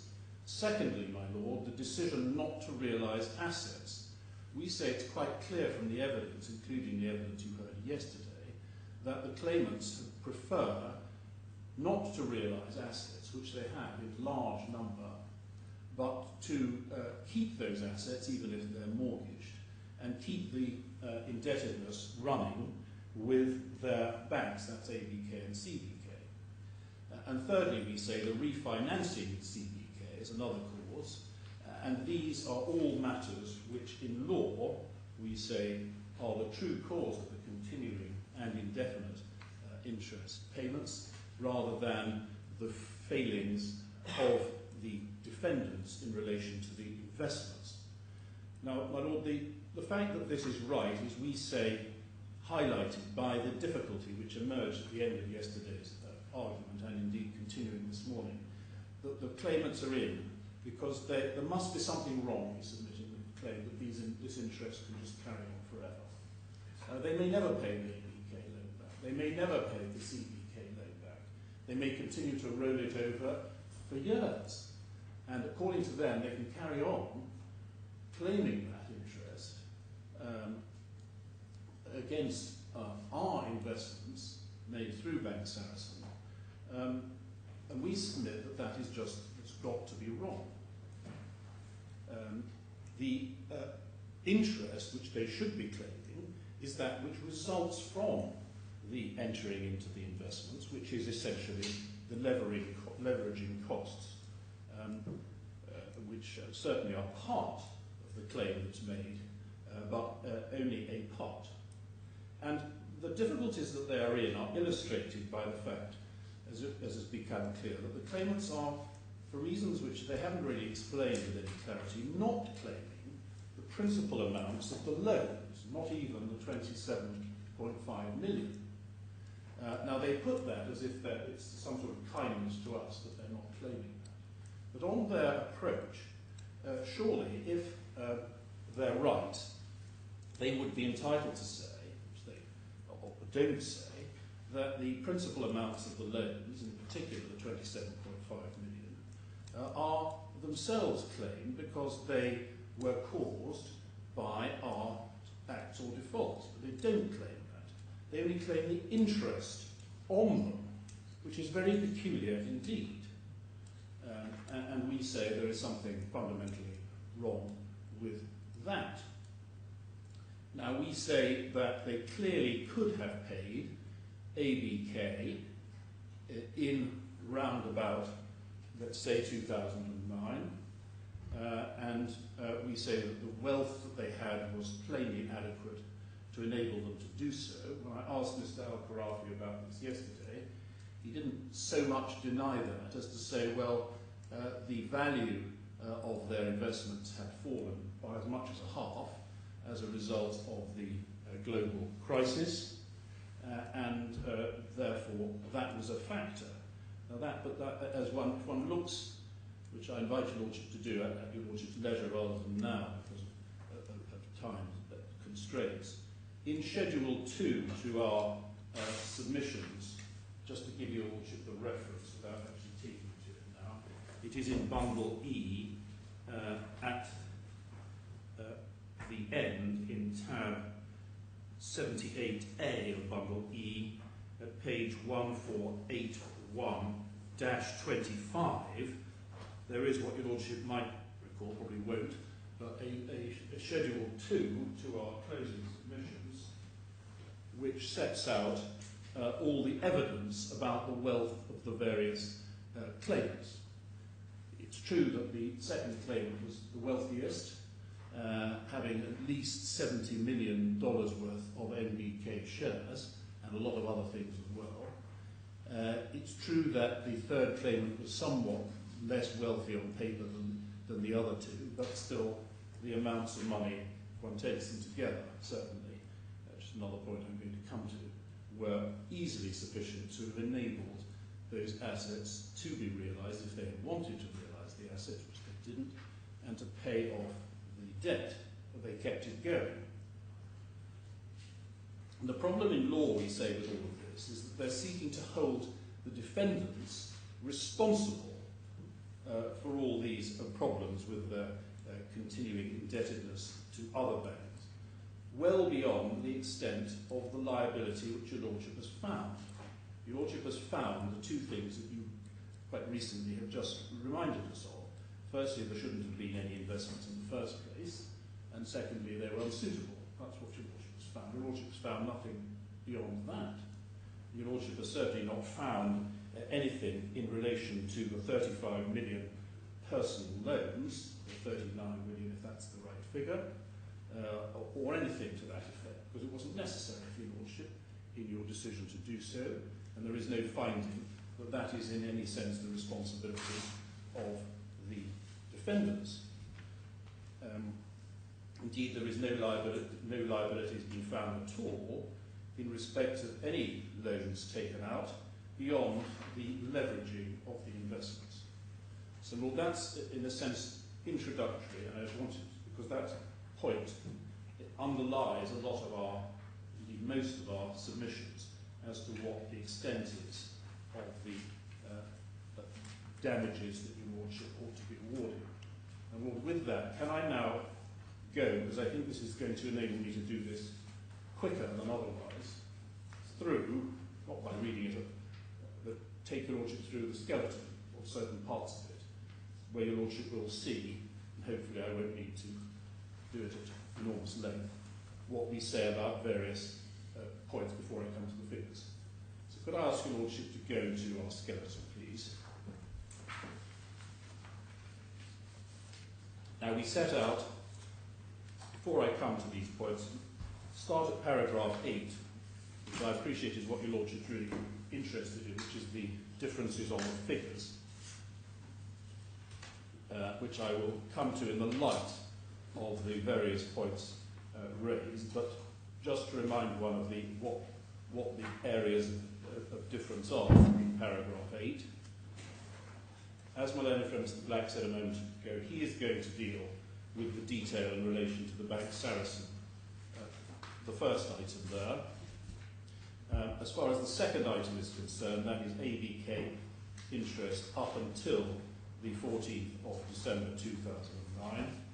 And I can confirm, as my learned friend rather invited me to, in the light of his submissions and consideration of our plea here, I do not persist in the point we make over the page on page 7 of the skeleton, the second part of the first of the second box, where we say the defendant's case is the amount is 0 due to inadequate documentation. Now, in relation to the, just has this clear before we go on to any more. So I can cross that out. You can cross that out. I do not persist in that in relation to the period up to 14th December 2009. I do persist in it in relation to later interest charges, which is the third box. And for that reason, we still say there's a naught in there. Well, if it helps you, Mr. Griffin, my present view is that the first and second claimants did not incur interest charges after the 14th of December. No, they didn't. Well, this is the third claimant only, I think. The interest charges after 14th December, as it seems to me on the material that I've seen so far, were the liability of the third defendant. Yes. Third claimant, and not the first and second claimant. That's right. And I think that emerged earlier this morning, but that is in fact, I think, common ground now between the parties. But still, my Lord, we still say that in relation to the claim, albeit it's a claim for the third claimant only, after December 2009, that has been inadequately proved and there is inadequate evidence of it. No statement. So I maintain that. It turns entirely, I think, on the judicial certificate. I think it does, really. Well, except that I would bolster that by saying that there must have been, for reasons I'm going to develop, bank statements, which we haven't seen. But it certainly centres on the certificate. But as far as earlier statements are concerned, although we were taking that point, we're not persisting. So on the earlier period, up to December 2009, the debate is simply between effectively the Griffin's figure and effectively the KPMG figure of 9.219 million. And that, as it seems to be at the moment, turns almost entirely on the way in which you treat 39.1 million. I believe that is correct. Which is, I mean, there may be some arithmetical tweaks, but essentially, there may be. I think there are less arithmetical tweaks in that context than there are under the first head, funnily enough, Bank Saracen, where there are quite a lot of arithmetical tweaks. But I think your Lordship's right in your observation just so. Well, there may be no offence if there's one, but I think your Lordship is essentially right in your observation. that turns on the question as to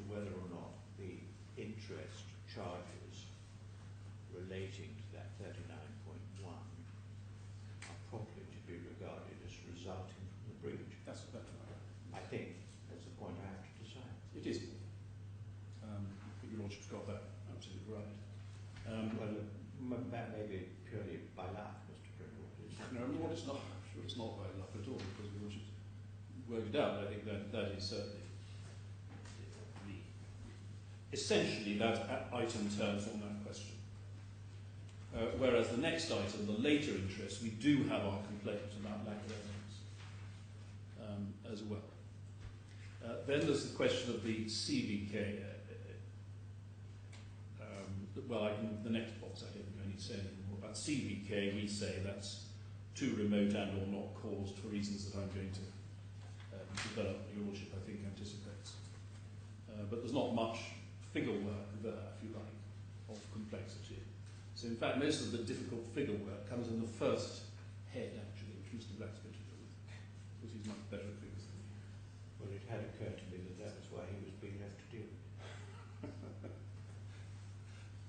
Now, my Lord, can I come then to follow on from there, come back to that detail when I've developed the, hopefully reasonably briefly, the points of principle in the next section. Now, the first point is the pleading point.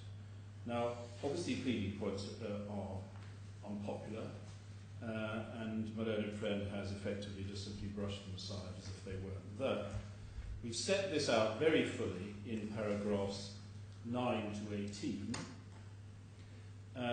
and, my Lord, I make no apology at all for making these points. And we, as we set out here, you also will have read this and you've seen the material we rely on. The journey that we've gone from the original pleaded claim through to the case as opened by my learned friend at the trial, to the case as put forward after trial, to yet further claims in December, yet further claims even in the week before the hearing, is an extraordinary journey which is wholly untracked by any changes to the pleadings.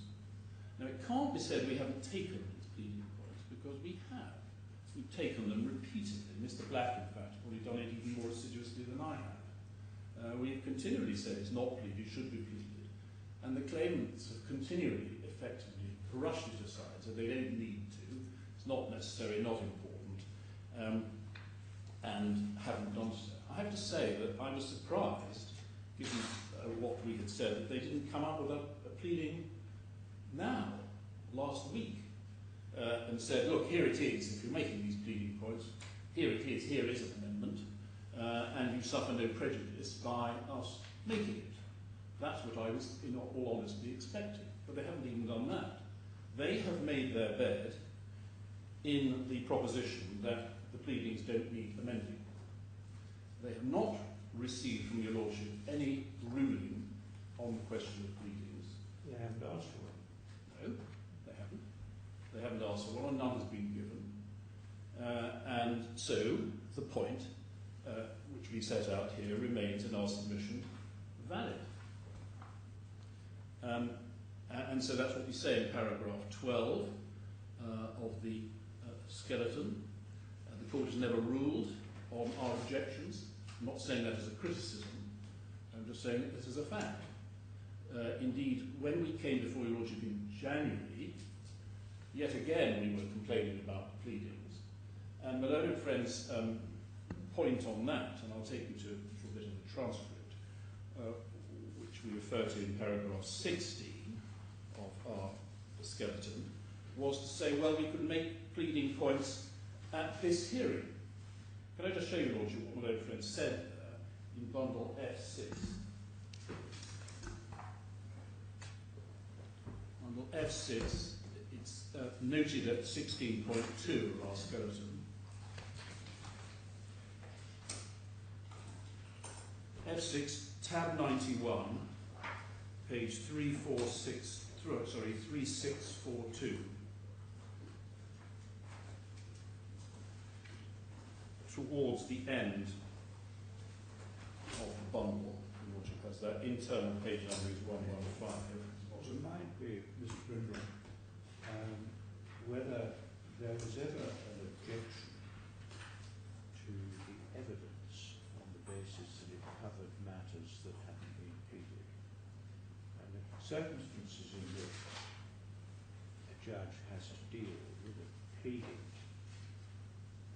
or applies to amend, that hasn't happened. Or if the other side says you can't run this point on the evidence because it wasn't pleaded, I don't recall any objection to the evidence that was being called on the basis that it covered ground that hadn't been pleaded. If there was, then I'd better be reminded about it. Well, certainly that seems to be, we'll just start with this passage. Well, Mr. Blackhead, will tell me if you can't. But the importance, essentially the importance of pleading is to enable the parties to come prepared with the evidence that they need in order to meet the points that are being taken. Not only that, but also to know what the case is that you have to meet. I would submit, respect. Well, I can answer that. I don't recall having been asked to shut out, apart from the evidence that I did shut out, which was the evidence in RAK4, I think, the most recent. Yes. Well, that was only one of the things that we were objecting to. I shut that out on the ground that it didn't seem to me to be covered by the plea. I don't recall another objection on the plea.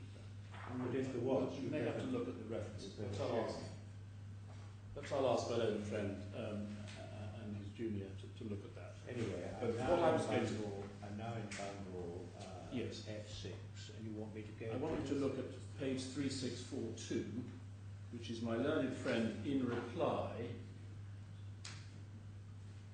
You remember there were two applications. One, his application to put in new evidence, and our application to exclude evidence, your Lordship remembers. And then at the top of page 3642, he said this: "My Lord, the next point I want to make is that both Mr. Brindle and Mr. Black have made various submissions about the plea. Now, these are submissions that can be made at the quantum hearing. And indeed, You started the previous page. he wants me to start. Just the first few words, first few lines on my Lord, if I could deal first. Yes. So he says, "My Lord, if I could deal first with the reply on my application." My Lord, the next point I want to make is both Mr. Brindle and Mr. Black have made various submissions about the pleading. Now, these are submissions that can be made at the quantum hearing. And indeed, I understand my learned friend Mr. Brindle has been conceding that point when my Lord asked him about what were his objections in relation to the ABK position and the interest certificate. But Mr. Black, and I think that this should say, I rather got the impression, Mr. Black was not conceding that point. In my submission, the pleadings objection can be made at the quantum hearing if they want to. And then he says, but in any event they are bad objections, and he deals with them on their merits, and he says, we have pleaded that this is, pleaded extensively in the pleading, this is a no transaction case. We, in my submission, were never to be held at this stage to the old form of Appendix B of our particulars of claim. That was the very original pleading, which has never actually been amended. That had already been superseded, he says, by the time of the trial, superseded by the way they put the matter at the trial, but not by any pleading, I should say. And we'd be proceeding on the figures as they were presented at trial for some time now. And we, the claims we want to make and the evidence we want to put in, are well within the order in paragraphs 3b and 5b. It's a different point from the pleading point, I submit. And it really is, in my submission, a technical and not meritorious objection to rather pleading point at this late stage. Well, with respect, if he's going to take that position and still not, despite what he knows of pleading objections, amend, then he's stuck with it. We are now at this hearing, and as he said, we can and do make pleading objections, which I'm now making. And it's hard to see what the answer is, given that even now there is no application to amend. And in my submission, it would be quite wrong to say, well, we've been proceeding for some time on the basis of what was said at the trial, which has itself been further considerably expanded by later pleas, as we set out in our case, and just say, well, the pleadings really don't matter, we've moved 1 million miles away. It's certainly not enough we say, for him to say, well, we're putting our case on the no transaction basis, and that's really all we need to plead. Because putting your case on a no transaction basis isn't pleading your heads and loss. It is simply giving the basis for your claim. And we make that point in paragraph 40 of the skeleton, which I adopt. So, why have they not amended? They should have done. There is no application to amend even now, and the pleading objection in my submission must succeed. And that's a box that they've put themselves into. And that's that. And it's set out in full in the skeleton, and I won't say any more about it. Can I move on then to the next point we make? And if that's that, do we need to move on?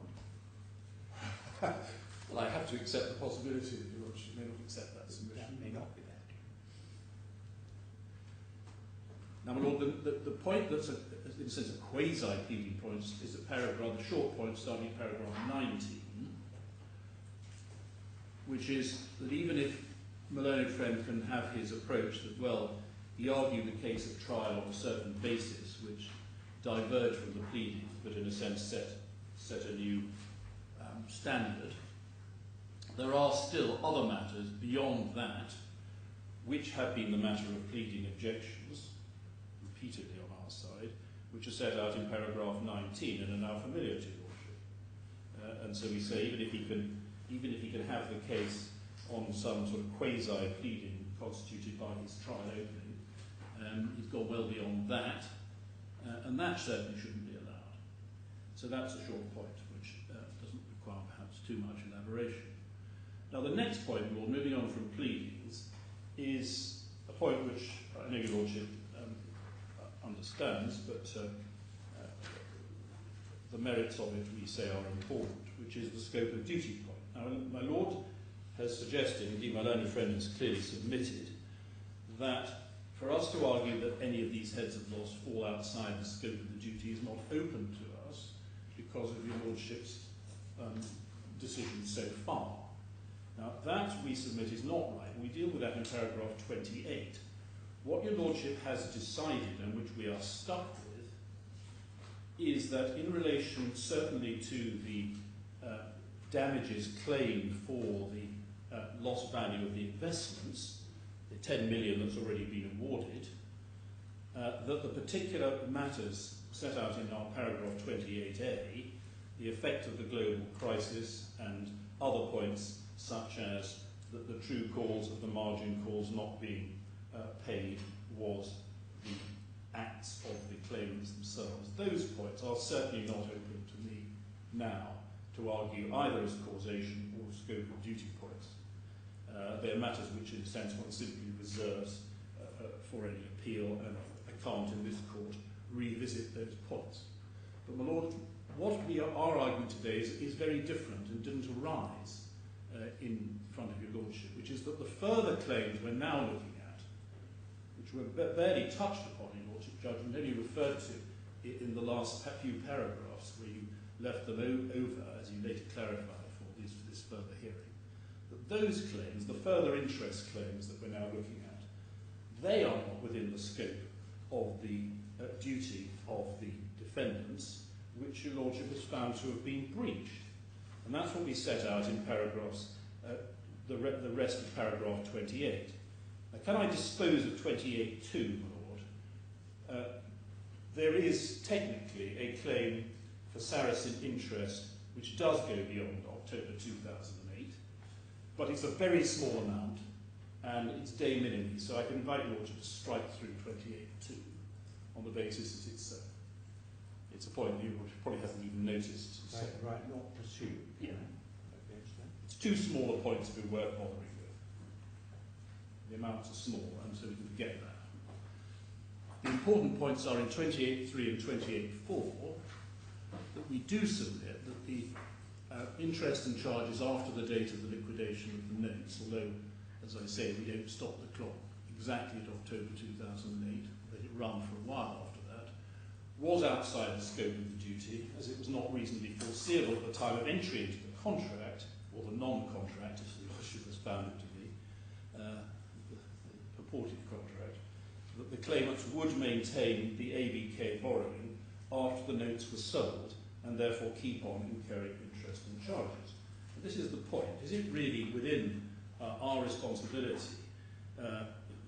given what your Lordship has found against us, to effectively keep the claimants in a perpetual position of not being indebted to banks and thereby incurring interest? And we say no. And we say no even more so in relation to CBK, where a further later refinancing decision was taken.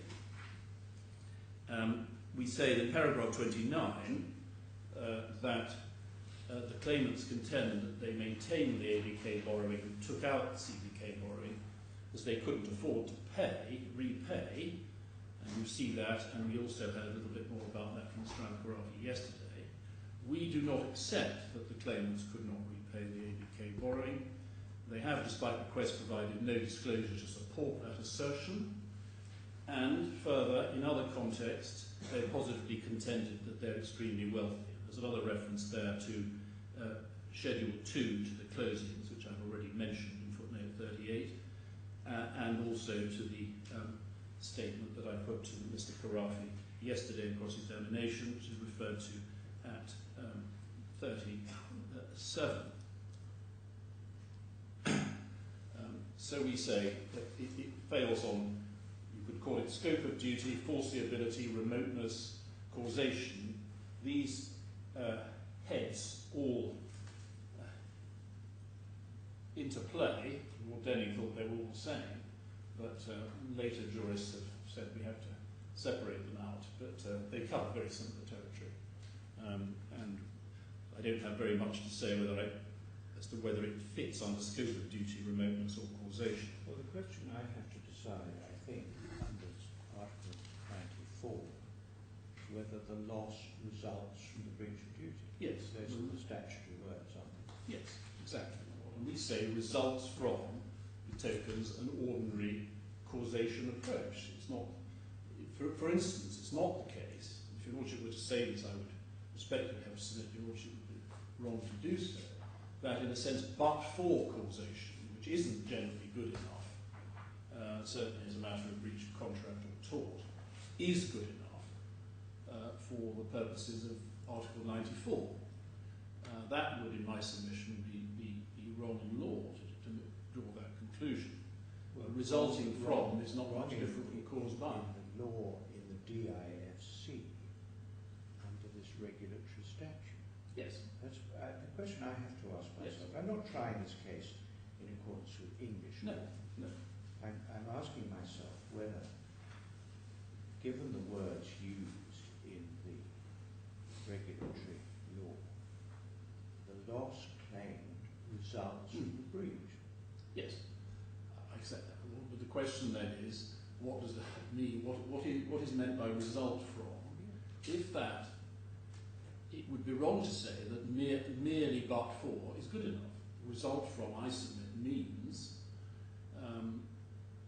results from in the sense that the causation test that I argue for is satisfied. It's quite an important point of principle. Because if your Lordship were right to suggest that, well, but for causation is enough, then that would, I submit, widen the intended scope of compensation under Article 94 beyond what it would be reasonable to suppose that it was intended to do. Well, I think we have a good example of this in the present case, as your Lordship's exchange with my learned friend showed earlier about the $35 million loan. Now, my learned friend was putting it slightly differently, I suggest, to the way my Lord was putting it. My Lord was saying, well, is it possibly enough to say, I know your Lordship was only exploring it, but is it possibly enough to say that if the claimants hadn't been in bed with Sarasin, so to speak, as a result of the investments, they wouldn't have taken out with them the $35 million loan?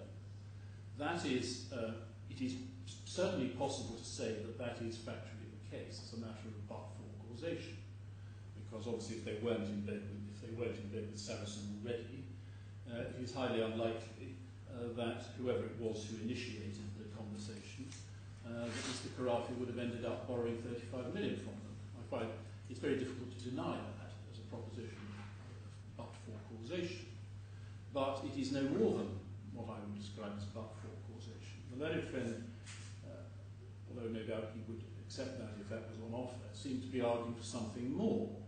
He was very keen to show your lordship that it wasn't simply a question of being in bed with Saracen already, but a question of what Mr. Walia had said, whether Mr. Walia in the first instance had come along and effectively offered a lot of money to Mr. Al-Khorafi, and whether or not he had been told by Mr. Al-Khorafi, well, you don't need to worry about paying it back because it will come out of your profits, and those sorts of things.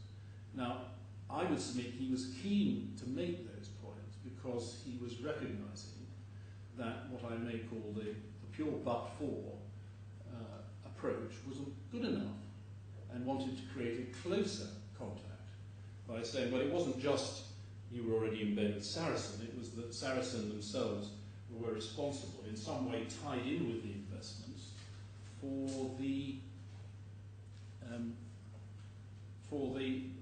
personal loan, the £35 million loan. Now, insofar as he tried to make that good, he failed utterly.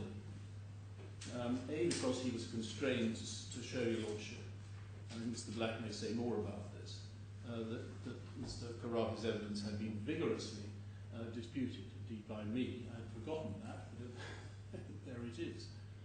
And that nothing could have been clearer than the complete denial of Mr. Al-Khorafi's case in relation to how that had gone. And your lordship certainly made no finding about that. Didn't have to, it wasn't necessary for your lordship to do so. And could not, in my submission, properly now say and find that, contrary to what Mr. Walia said in support of what Mr. Al-Khorafi said, in fact, the facts are as my learned friend would wish to argue them. The most that your lordship could properly say, I accept, is what I call the pure but-for point, which your lordship put to my learned friend as summarising the point, which I can't, as a matter of fact, deny, because if they hadn't been in bed with Saracen, then no doubt that particular loan wouldn't have happened.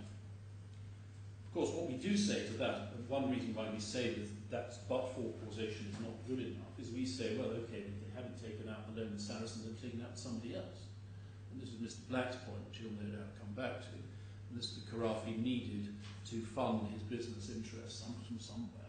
And if he hadn't gone to Saracen, he'd gone somewhere else. It didn't really matter which bank. In fact, it was Saracen. But that is, in a sense, neither here nor there in terms of the test your lordship has to follow. Well, I don't think there's any evidence which throws light on whether he would have gone somewhere else. If he had, whether he would have got the loan, and whether he would have got it on what terms. I just don't think there's any evidence. No, what there is evidence of, and so I don't want to trespass too much on Mr. Black's territory here, but what there is evidence of is his need for paying a lot of expenses that he had, and business needs that he had, nothing to do whatever with the investments. But I will leave this to Mr. Black to follow through. I think your lordship's right, there's no evidence as to any particular availability of funds from any other bank. I agree with that. There's evidence as to his need for money. Point. Sorry? The difficulty in relation to but-for causation is perhaps very well illustrated if you compare the judgment of Sir Thomas Bingham, or Lord Bingham, as he may have become by then, in the Court of Appeal in Samco, and the speech of Lord Hoffman in the House of Lords. I mean, it is, I think, probably a very rare case in which somebody says of Lord Bingham's judgment, of course you're wrong because you shouldn't have started from there. Not many would be that bold, but it rather illustrates the acute difference in thinking and approach. I accept that. Yes. I mean, mean, it's a very acute problem in this type of case. It is. I had to explore all of this in a series of cases relating to building societies suing solicitors and surveyors in the early 90s, which was about the time that Samco was being decided, following the crash in the United Kingdom, or in England at any rate, the early 90s, where lenders who would lend happily on the basis that property prices could only go up, and therefore it didn't really matter whether the property leaked or it's going to fall down, or the borrower was completely impecunious because you'd always get your money back. The property went back. Suddenly found that that wasn't actually how the real world worked, and turned to see if they could sue other people, and they found, not surprisingly, that many of the transactions had been entered into on the basis of an inadequate surveyor's report or an inadequate solicitor's report. And so it became necessary to deal with this question, but for. And you'll find there's a certain amount of discussion and analysis of just when but-for causation applies and when it doesn't. Yes. Samco was a case in which House Laws held it didn't. But you'll find if you look at the building society cases that there are circumstances in which it does. Yes. Nobody's going to trouble me with all the days, but you mustn't ignore the possibility that I may go back and remind myself of what I thought in the early 90s and see if anybody's ever disagreed with it. See that. What we have done in our skeleton paragraphs 24 and 25, and I think it's worth showing you just one of those cases, is set out in this context, cases all very close to this in terms of investments with banks, how the Samco approach has been applied. I say that the Hoffman rather than the Bingham approach has been applied in a number of cases. They're all in our bundle. We looked at some of them, I think, before. But can I just limit myself? These are all very recent cases, some Court of Appeal. But at paragraph 25, we say, under the Samco scope of duty principle, losses caused by defendant's breach of duty in the but-for sense may be irrecoverable on the basis they fall outside the scope of duty, and even where there has been a breach of duty, without which no transaction would have taken place, that's sort of no transaction in fact, so to speak, it doesn't follow the defendant is liable for all the losses suffered as a consequence of entry into the transaction. Could I just trespass on your Lordship's time just for a moment to have a look at that exactly? No, Mr. President, you're not trespassing on my time. You're actually addressing a point that I'm rather interested in. That's reassuring. I'm here. I'm paid to be here to listen to you anyway. As a litigant in person once reminded the Court of Appeal. Thank you for that. Could I go to tab 20? You have to appreciate that we need to look at or find a case where the duty imposed in this jurisdiction is not only a duty to be careful in transactions that you're allowed to enter into, but as I found, and no doubt to persuade the Court of Appeal wrongly, but as I found at the moment, this breach was a breach in entering into a transaction which you simply weren't allowed to enter into at all. Yes. Well, that seems to me to be something which isn't usually covered by this type of case. Well, that's precisely why I'm taking Your Lordship exactly because it does. It's very close. Let's have a look at Zaki. Very close. It's a very confusing case. It's tab 20. Confusing in this sense because it's called Zaki. It's your state. Sorry, let me. Tab 20. Tab 20. It's the two bundles of authorities from our side. Yes, which one? There's a It's the second bundle at tab 20.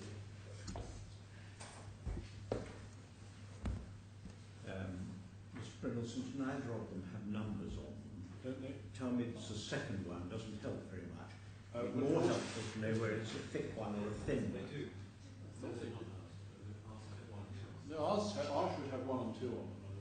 The defendant's bundle. Yes, those are the claimants. These are defendant's bundles. Which should have two bundles with clear numbers on them. Defendant's bundle, authorities. Oh, right, yes, I see. That, so This volume 2. Yes. Now the case is called Zaki against Credit Suisse. This is potentially confusing.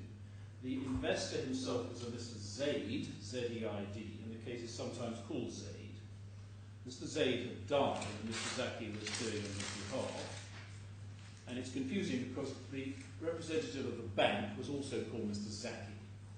So when you see Zaki, you have to be a bit careful whether it's Zaki the claimant, personal representative, or Zaki the representative of the bank.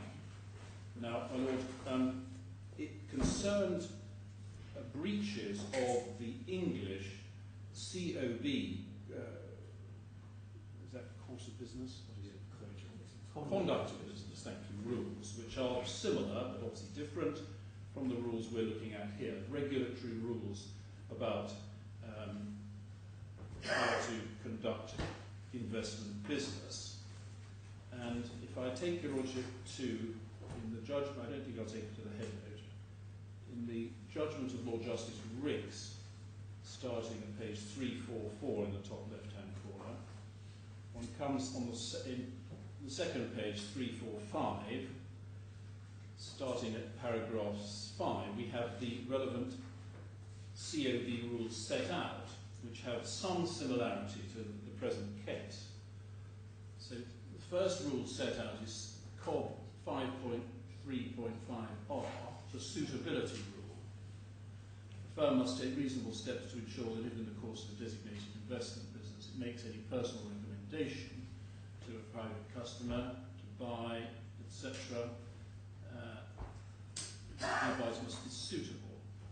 And so that's the suitability rule.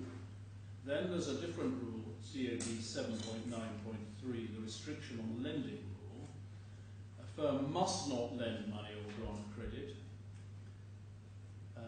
in the course of or connection with designated investment business unless the firm has made a recorded assessment based on information, reasonable steps to ensure arrangements for letter of credit, etc., are suitable. That suitability comes in again. But the first part of that says effectively no lending can take place at all unless certain procedures have been gone through. Similar, I'm not saying identical, to what we have here, certainly some quite a lot of similarity. And the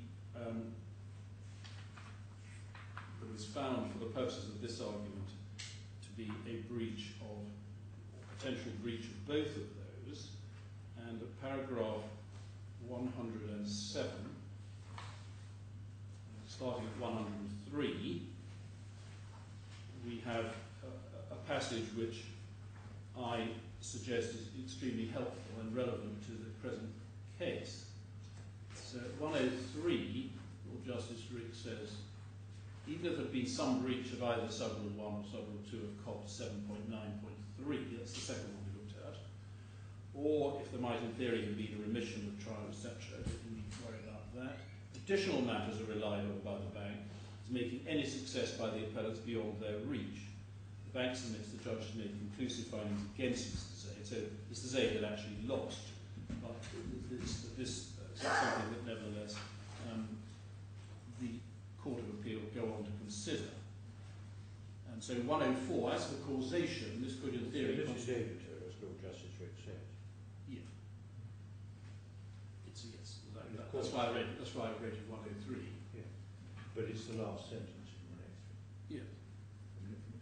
Yes. Probably doesn't matter, because I'm well, fine by it anyway, but your Lordship, you're right. naturally pay a lot of attention to what Lord Justice Riggs said. In another case, we sit together in the same court. Legal. As for causation, this could in theory constitute an entirely separate ground for dismissing this appeal. Although the judge didn't think it necessary to make any findings of causation, Mr. Beltrami submitted, it must follow from the finding that Mr. Zaid was the cause of his own losses. The same, so that doesn't really apply to my point here. Mr. Anderson does not, I think, submit otherwise a matter of inferential fact. He has a legal submission, but the position is different for the purposes of a breach under COB 7.9.3. That's basically the prohibition of dealing with the second rule with from that which obtains under 535, which is purely the suitability point. For these purposes, Mr. Anderson relies on the wording of 793, which is expressed in prohibitory terms, rather than positively mandatory terms. Thus, 793 states, a firm must not lend unless, and then follow cumulative subrules 1, 2, and 3, whereas COV 5.3.5 states that a firm must take reasonable steps to ensure suitability. On that basis, Mr. Anderson submits it follows that because any lending or the arranging of lending is prohibited under the subrules, unless the subrules are complied with, any breach of those subrules renders the firm liable for the full consequences of the lending. Lord, can I then just invite your Lordship to carry on reading that? Surely you can read it quicker to yourself than I do, and then stop at the end of 106, and then I would like to go through that. But just you need to read. Actually, I'm not sure you do need to read 106, as Mr. Friends, if he wants you to. Yes.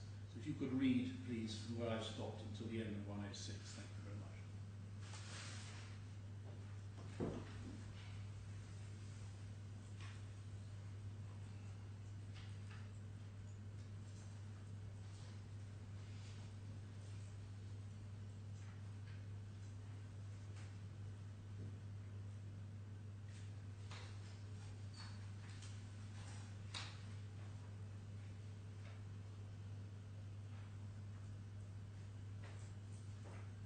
Yes, I've read to the end of And then 107, in any event, it seems to me Mr. Anderson's submissions tend to confuse the issue of scope of duty with the question of causation. It may be open to argue that because the scope of the statutory duty is to be derived from the statutory purpose, and because there is an indication that the statutory purpose is to prevent lending in breach of COV 7.9.3, therefore a firm in breach of 793 should be responsible for all the consequences of lending in such circumstances. However, the judgment in Samco and various other cases set out rather demonstrates to the contrary, it's at the bottom of the page, that even where there has been a breach without which no transaction would have taken place, it does not follow that the defendant is liable in breach for all the losses suffered by the claimant in consequence of entry into the transaction. In the present case, I'm doubtful. Then perhaps I'll just allow you to read the rest of that to yourself, but that's the particular passage I wanted to read. That's the 507.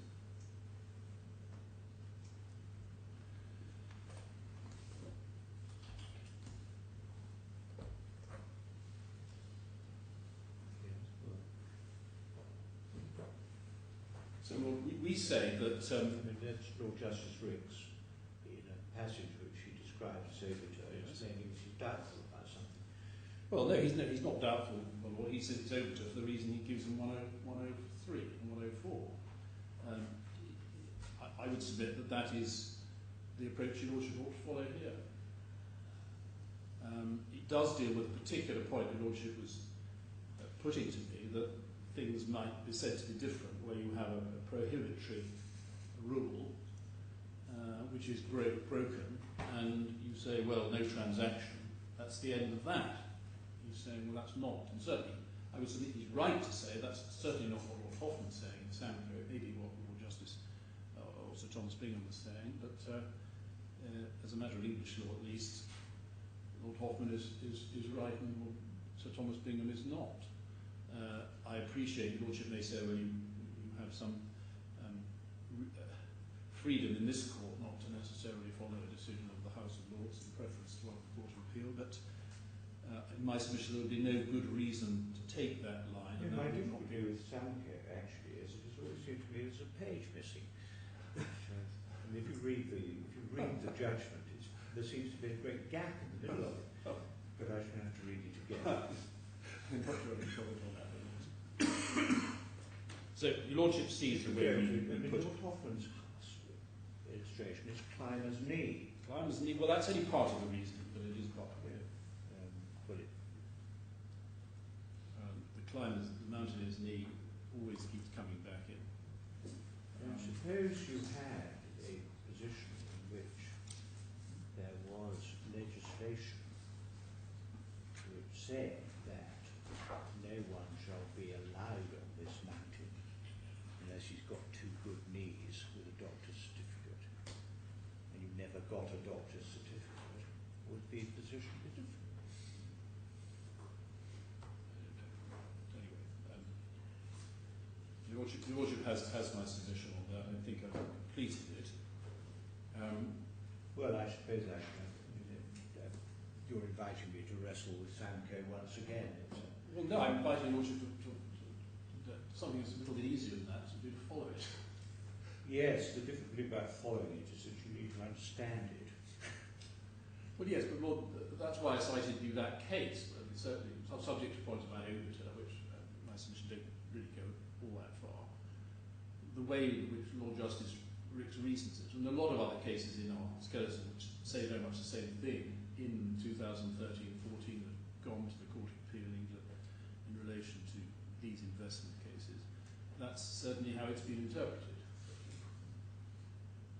But Your Lordship has a submission. Well, you're taking this point to the Court of Appeal here anyway, assuming. Well, the point arises in relation to what Your Lordship's already decided, although there's a different scope of duty issues about whether or not the margin calls were unpaid for reasons to do with the general crash and other matters, which we've listed in our paragraph 28.1. So they're different scope of duty points. But well, I mean, at the moment, I haven't seen any reason why it should apply to heads of damage that I'm concerned with at the moment, and not apply to the 10.5 million that I've already ordered. Well, the principle should apply to both, but the answer may be different. It may be certainly, and the answer may be different in relation to the different heads of damage that I'm now confronted with. Indeed. They may differ I do between each other. that. Certainly.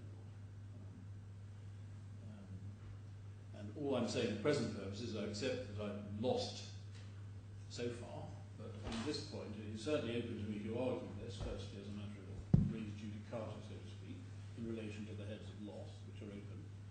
And we say, for the reasons we set out, paragraph 31 in particular, this is a good argument for denying basically all of the, we say this would deny all of the claims beyond what I've called the cost of financing the leveraging of the investments. In Zaki, obviously I should go away and read all the facts here. Did Zaki have anything like Article 94.1 in it? I don't. Oh, yes, that's a good question. I'm not sure I can answer that off the top of my head. Perhaps I'll come back to that. Well, I'll try only to ask good questions. But it was a good question. Not much point in asking a good question if I don't get an answer to it. No, well, Lord, I don't know the answer off the top of my head, but I'm attempting to get Perhaps I should have to work it out for myself. Well, not necessarily. Maybe that I can be It's prompted. dangerous. Maybe I can be prompted and deal with it. Now, Lord, I can deal, I think, very briefly with, as I've said, remoteness, because it covers effectively much the same ground. That's paragraphs 34 to 38 of the skeleton. I've got nothing to add, I think, on that. And paragraph 39 is to putting it on causation grounds, and I simply commend to your Lordship what we've set out there, a passage from Jackson and Powell on professional liability, 7th edition. It is in our bundle of authorities, but we set it out in full here, which shows a number of recent cases where, just picking it up at the end of this quotation at the bottom of page 20 of our skeleton, the chain of causation from the defendant's relevant failure may be broken by the act or omission of the claimant or some third party. This happened in Gorham and British Telecom, when the deceased failure to act on helpline advice indicative of the superiority of the BT occupational scheme precluded his dependents recovering an element of loss, and then all the Zaki cases referred to there. So I can put it as either scope of duty or causation, I submit. The issue is not substantially different. Now, what we do, however, pick up in this section is the particular point about the 39 million, which comes at paragraph 42.2.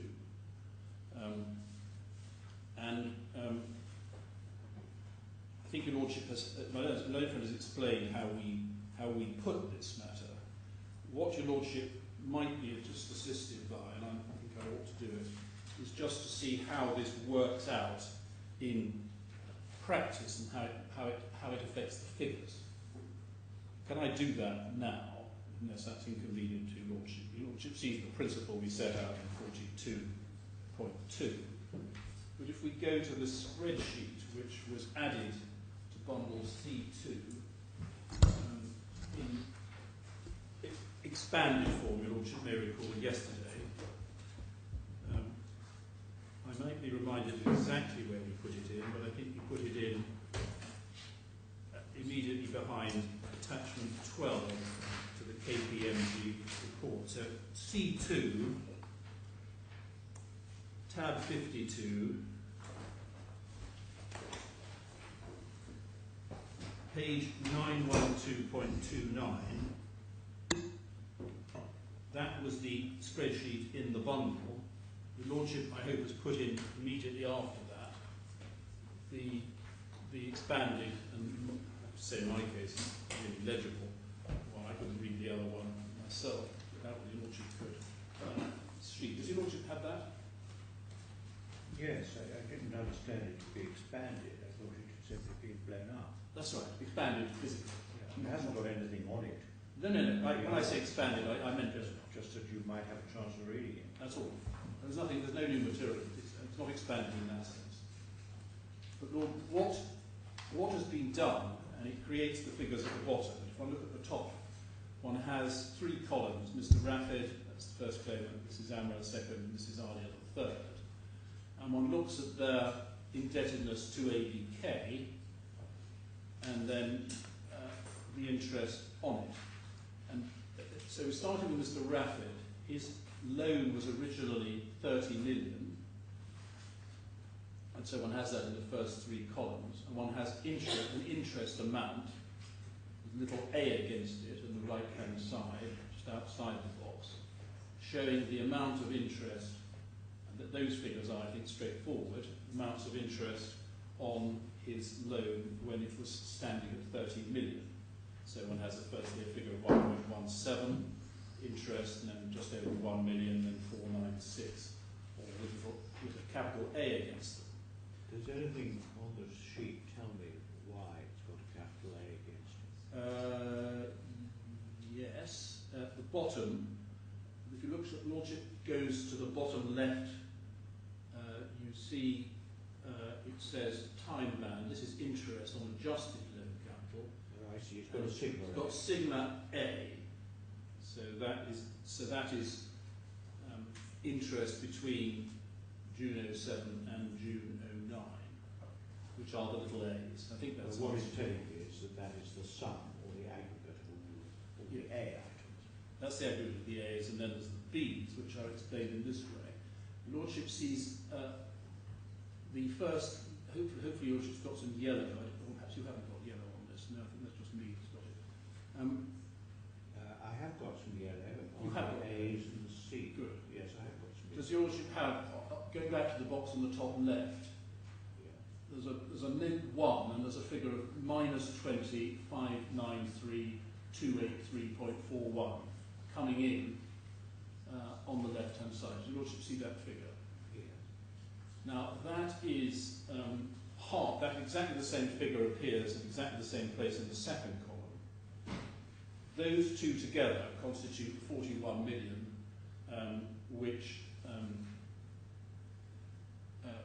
was paid in respect of the personal borrowing. So if Your Lordship looks at the first note in the middle of the page, note 1 says this: personal loans were granted to Mrs. Alia and Mr. Rifai by Sarasin with loan principal of 35 and 4.1 million respectively.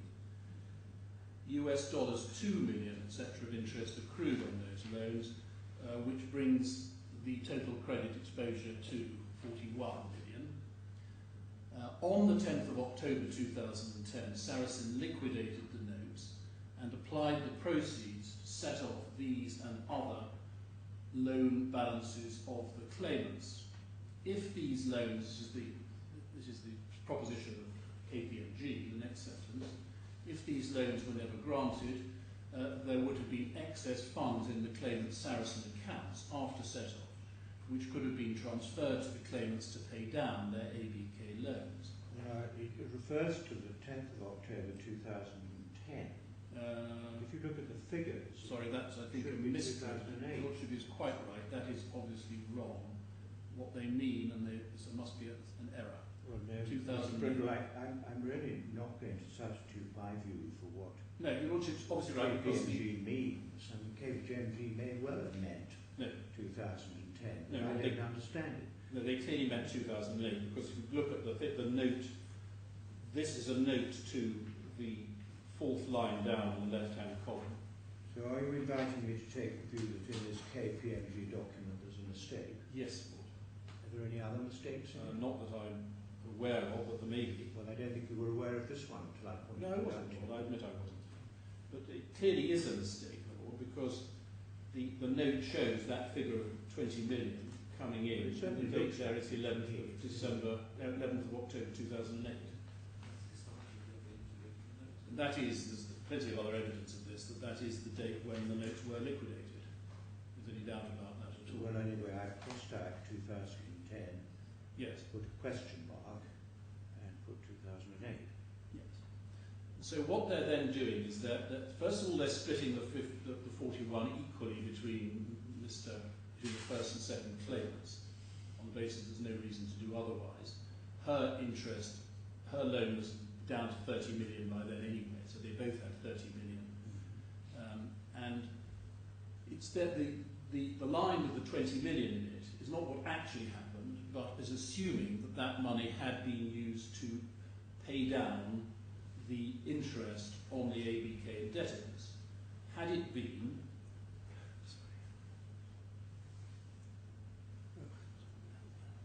sorry.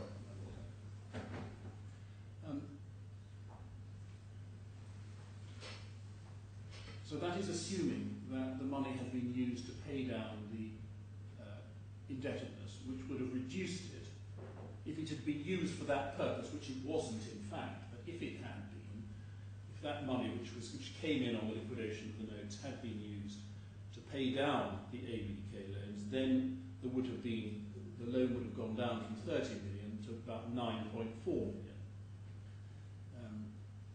As your Lordship sees from the next line down.